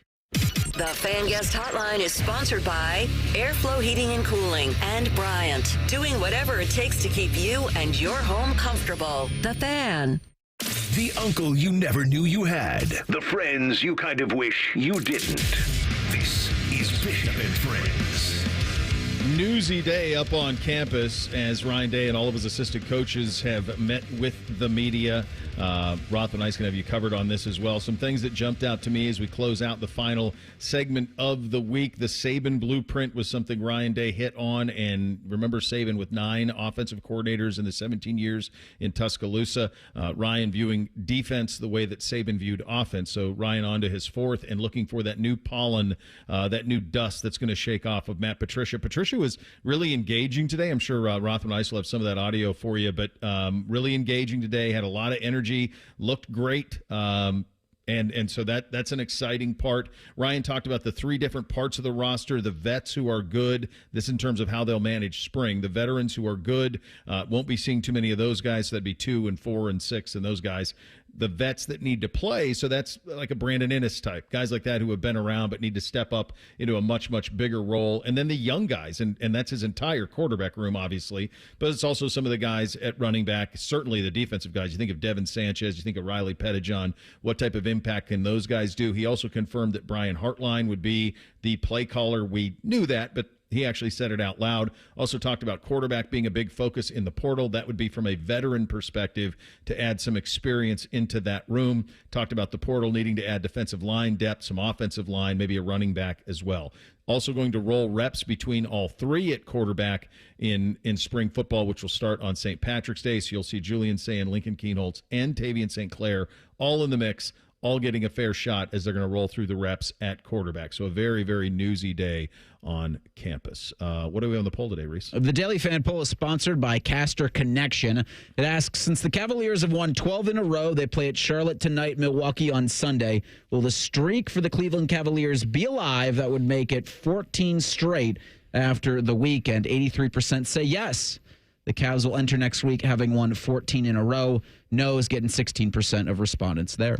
This is almost time where, because once March Madness kicks off and you've got Madness for the Buckeyes on Saturday, you can listen to it right here against Indiana. But once you get into conference championships week, and then the next wing with March Madness, it's NHL, NBA kind of slips to the wayside a little bit. It's kind of like we'll revisit you in 2 weeks once you get through all of the madness. Time for 3 things on a Friday. Hit it, fellas. 1, 2, 1, 2, 3 things. All right, so number 1 for me, NBC. Now, he says he's just talking to her, but I'm pretty sure that it's a girlfriend at this point. So he goes, I was talking to him about it last night. I think they may even have like a little date tonight that he's going to do. But I was talking to him last night about it, and he goes, his name is Peyton. I always call him NBC, but his name is Peyton. And he goes, Dad, she keeps, when she's really trying to get my attention, she says my full name, Peyton James Bishop. And I got the shakes because he and I share a middle name, and that's what my wife says to me when she needs my full attention. Bo James Bishop. Like, that's what I get. So I'm like, wow, that life comes at you quick, bud. Life comes at you quick. I got Eric David a lot growing up for very obvious reasons. Ryan is not my first name, so when Mom used the first name, it was You're in so much trouble. Here we go. I had talked about this earlier in the week about Draymond Green and how he wants to consider himself new media. And I said, no, you're just more of the same media. Example number 3,000, why Draymond Green is that and why Draymond Green sucks. On his podcast, he had heard from somebody that Karl Anthony Towns did not play in the Knicks game earlier this week against the Warriors because he was ducking Jimmy Butler. Well, it turns out that Karl Anthony Towns missed the game against the Warriors because he was at a funeral for a very close friend. Draymond Green on his podcast offered up something. I'm going to read it. I don't know if it's not an apology, but quote, "That's unfortunate. I'm sorry to hear that. That sucks. But my comments that I made were, people, what I heard was this. That's what I heard. So I do send my well wishes to him and his family. It's inevitable. We all experience death in one way or another, and we'll all experience it in the same way one day. So it's unfortunate. You never wish that on anybody. But the Draymond Green show with Baron Davis must go on." Yes. My goodness. Guys, my first thing, a big and busy weekend for me this week. Got to travel to Uricksville tonight. Didn't know where that was before having to look that up to call a girls' high school state semifinal basketball game this evening. Then I'll be on the call for all 3 games of the state hockey tournament over at Nationwide this weekend. Pretty excited for that. Locally here, Eric Reeser's Upper Arlington Golden Bears. They'll kick it all off at 11 a.m. on Saturday. How many banners they got? Oh, a great many. A great many banners. I've heard they're the best team on God's green. Well, I said it's ice is white. Number 2 for me. So I grew up Presbyterian. My wife is Catholic. We decided that we would raise the children Catholic. It was really important to her, and I was pretty indifferent. Whatever, I'm fine. I have God in your life. It's all about the same as far as I was concerned. So we had Fat Tuesday, we had Ash Wednesday, and now we have Lent. And so we got to eat fish. I'm going to tell you something. I may broadcast it live. Bootsy trying to suck down some sort of beer-battered cod. It will elicit vomit. You remember, I think I put up the one of him with the lobster this summer from Maine where he almost vomited. I can't wait. I cannot wait to see him try to choke it down tonight. It's going to be a scene. Second thing for me, I saw this on the social media artist formerly known as Twitter yesterday about the Guardians and bringing Tyler Naquin back for spring training. And then I saw reporting that, I don't know if you want to call it reporting, but tweets that he'll pitch during spring training. And I'm like, okay, that's a fun thing to do. Whatever. Naquin's probably trying to get on with a major league club. He wants to come back to the Guardians organization. Whatever. He could be a utility guy. They could have him, play a lot in Columbus if needed, a call up in the middle of the season because a guy's injured. Well, no, in fact, they're bringing him as a pitcher. Tyler Naquin will be pitching for the Cleveland Guardians at some point during spring training. As a starter, as a guy in the bullpen, all right. Huh. Yeah. I believe he's 33 years old. I'm kind of surprised his career as an outfielder fizzled out that fast, but good for him if he can do it. Yes. He's got the whip for that? That's what they're saying, is he can throw up to 90 miles per hour, but if he's... I think he's got to do like a full-on sprint to get that windup going, and you can't do that on the pitcher's mound. Well, I guess you can. They won't let you. My second thing, in between all of those games this weekend, don't forget Sunday morning at 11, the Fan Call-In Show right here on The Fan. Scotty Vegas and I will be there for you for that. It'll be Scotty's last show before he heads to Vegas, so maybe we'll talk about Vegas in Vegas a little bit. He's going to Vegas for the NCAAs. No, he's just going out there for basically conference championship weekend. So he's going a Tuesday through Saturday. It's a vet move. It's a vet move not to go first weekend of NCAAs out there is amazing. It's my favorite time I've ever been to Vegas is first weekend NCAAs. But it's a vet move to go conference champion. That's a true gambler right there. More games. That's a professional. More games and not as crowded. It won't be all the bells and whistles that you would get on the first week of the NCAA. That's a veteran move out of Scotty V. Finally, we started season 1, episode 1 of Severance. Yeah, that's going to be a keeper. I'm in on that. You've got 1923 going right now where I have some issues with that. You've got White Lotus, which I enjoy. And then this Sunday, the Gemstones come home, baby. Uncle Baby Billy is back.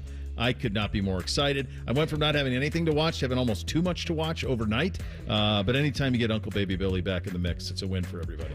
Yeah, I'll piggyback that as my third thing. Weekly episodic television rules. Yeah. And I missed it so much until White Lotus came back, so that's a Monday thing. New season of Daredevil, new season of Reacher, and now you've got the Gemstones coming back on Sunday. You can push that to a Monday or a Tuesday watch as well. Like, there's something for every day of the week. Oh, yeah, and you've got March Madness coming up. What a wonderful time we're about to live in, kids. It's lovely. Winter's over. My third thing is the NHL trade deadline coming up this afternoon. Rothman and Ice in the 2 o'clock hour today. We'll have Brian Hedger of the Columbus Dispatch. He covers the Blue Jackets on any last hour happenings at the NHL trade deadline. Feels like it's going to be quiet around the league. Enjoy your weekend, everybody. We'll break it all down on Monday. Bishop and Friends right here on The Fan. During this 10-second promo, Rothman will lose money gambling on something. People like you come here and blow the family nest egg that built this town. Rothman and Ice. Weekdays from noon to 3. The Fan. Hey there, friends. Bo Bishop here. As football winds down, college basketball is gearing up, and fans are ready to see which teams will prove they are ready to shine in March and who will be seen in San Antonio. You can get on all the action from tip-off to the final whistle at ESPN Bet Sportsbook. Right now, new ESPN Bet Sportsbook customers can bet $10 and get $100 back in bonus bets and unlock 30 days of ESPN Plus. Download the app. Sign up with the promo code Radio100 to get started today. Must be 21 or older. Gambling problem? Call 1-800-GAMBLER. Terms and conditions apply. See app for details. At NJM Insurance, we like to think of ourselves as a symphony. We start with a foundation of doing the right thing. Then we layer in dedicated reps whose priority is you. Add in excellent discount programs. And last, but certainly not least, we put our policyholders first. And the reason we don't use jingles or mascots is because it's just not us. No jingles or mascots, just great insurance. NJM. Insurance underwritten by NJM Insurance Company and its subsidiaries. The Red Clay Strays, live. Get Right Tour. August 12th, Kimba Live Outdoor. A night of sultry southern rock. On sale now at the Penn Station box office and online at AXS.com. The Red Clay Strays, brought to you by Promo West Productions. Bo Bishop here. High Bank Distillery Co. is the most awarded distillery in America at the 2024 San Francisco World Spirits Competition. Stop by your local liquor store to grab a bottle, or the 3 restaurant locations in Gahanna, Grandview, or Westerville. Dine, drink, distill at High Bank. Breaking news coming in from Bet360.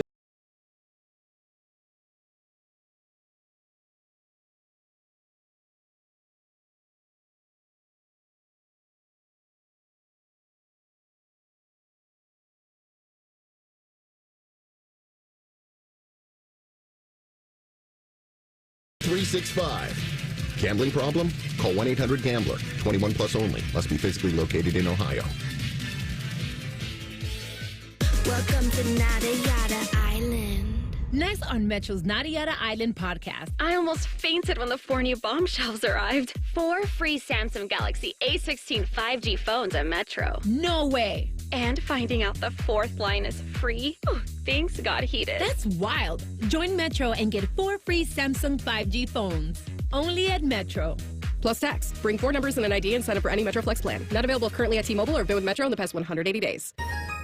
Welcome to AT&T. How can I help? Hey, I thought I could trust my twins with my phone, but they outnumber me, man. Oh, that's a lot of glitter paint. Let's trade lives. At AT&T, everyone can trade in an old or glittered iPhone any year, any condition, and save on a new iPhone. Ask how to get iPhone 16 Pro on us. New and existing customers. Savings vary by device and trade-in combinations. Restrictions apply. See att.com/iPhone for details. AT&T. Connecting changes everything. Shopping with your parents can be embarrassing. Why would they sell jeans with holes in them? I'm going to speak to the manager. Mom! That hoodie is giving. You should get it. YOLO. Thanks to the Chase mobile app, your kid can shop independently while you keep an eye on their spending. So you can go from... We can be twinsies. ...to... How was shopping? Saw you stayed on budget. Thanks, Mom. Freedom for kids, control for parents. That's family banking from Chase. Account subject to approval. Chase mobile app is available for select mobile devices. Message and data rates may apply. JP Morgan Chase Bank N.A. Member FDIC.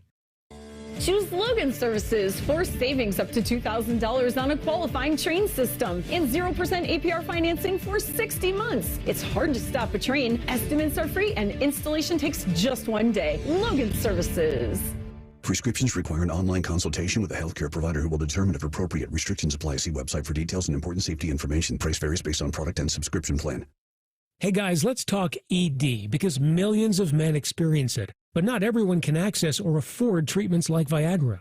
Well, Hims can help. Through Hims.com, you can get a full range of treatment options for ED, including daily or as-needed meds through a 100% online process. It all starts with an online intake form. Get started at hims.com/joy, and from there, a medical provider licensed in your state will determine if ED treatment is right for you. If prescribed, your medication is shipped to you for free.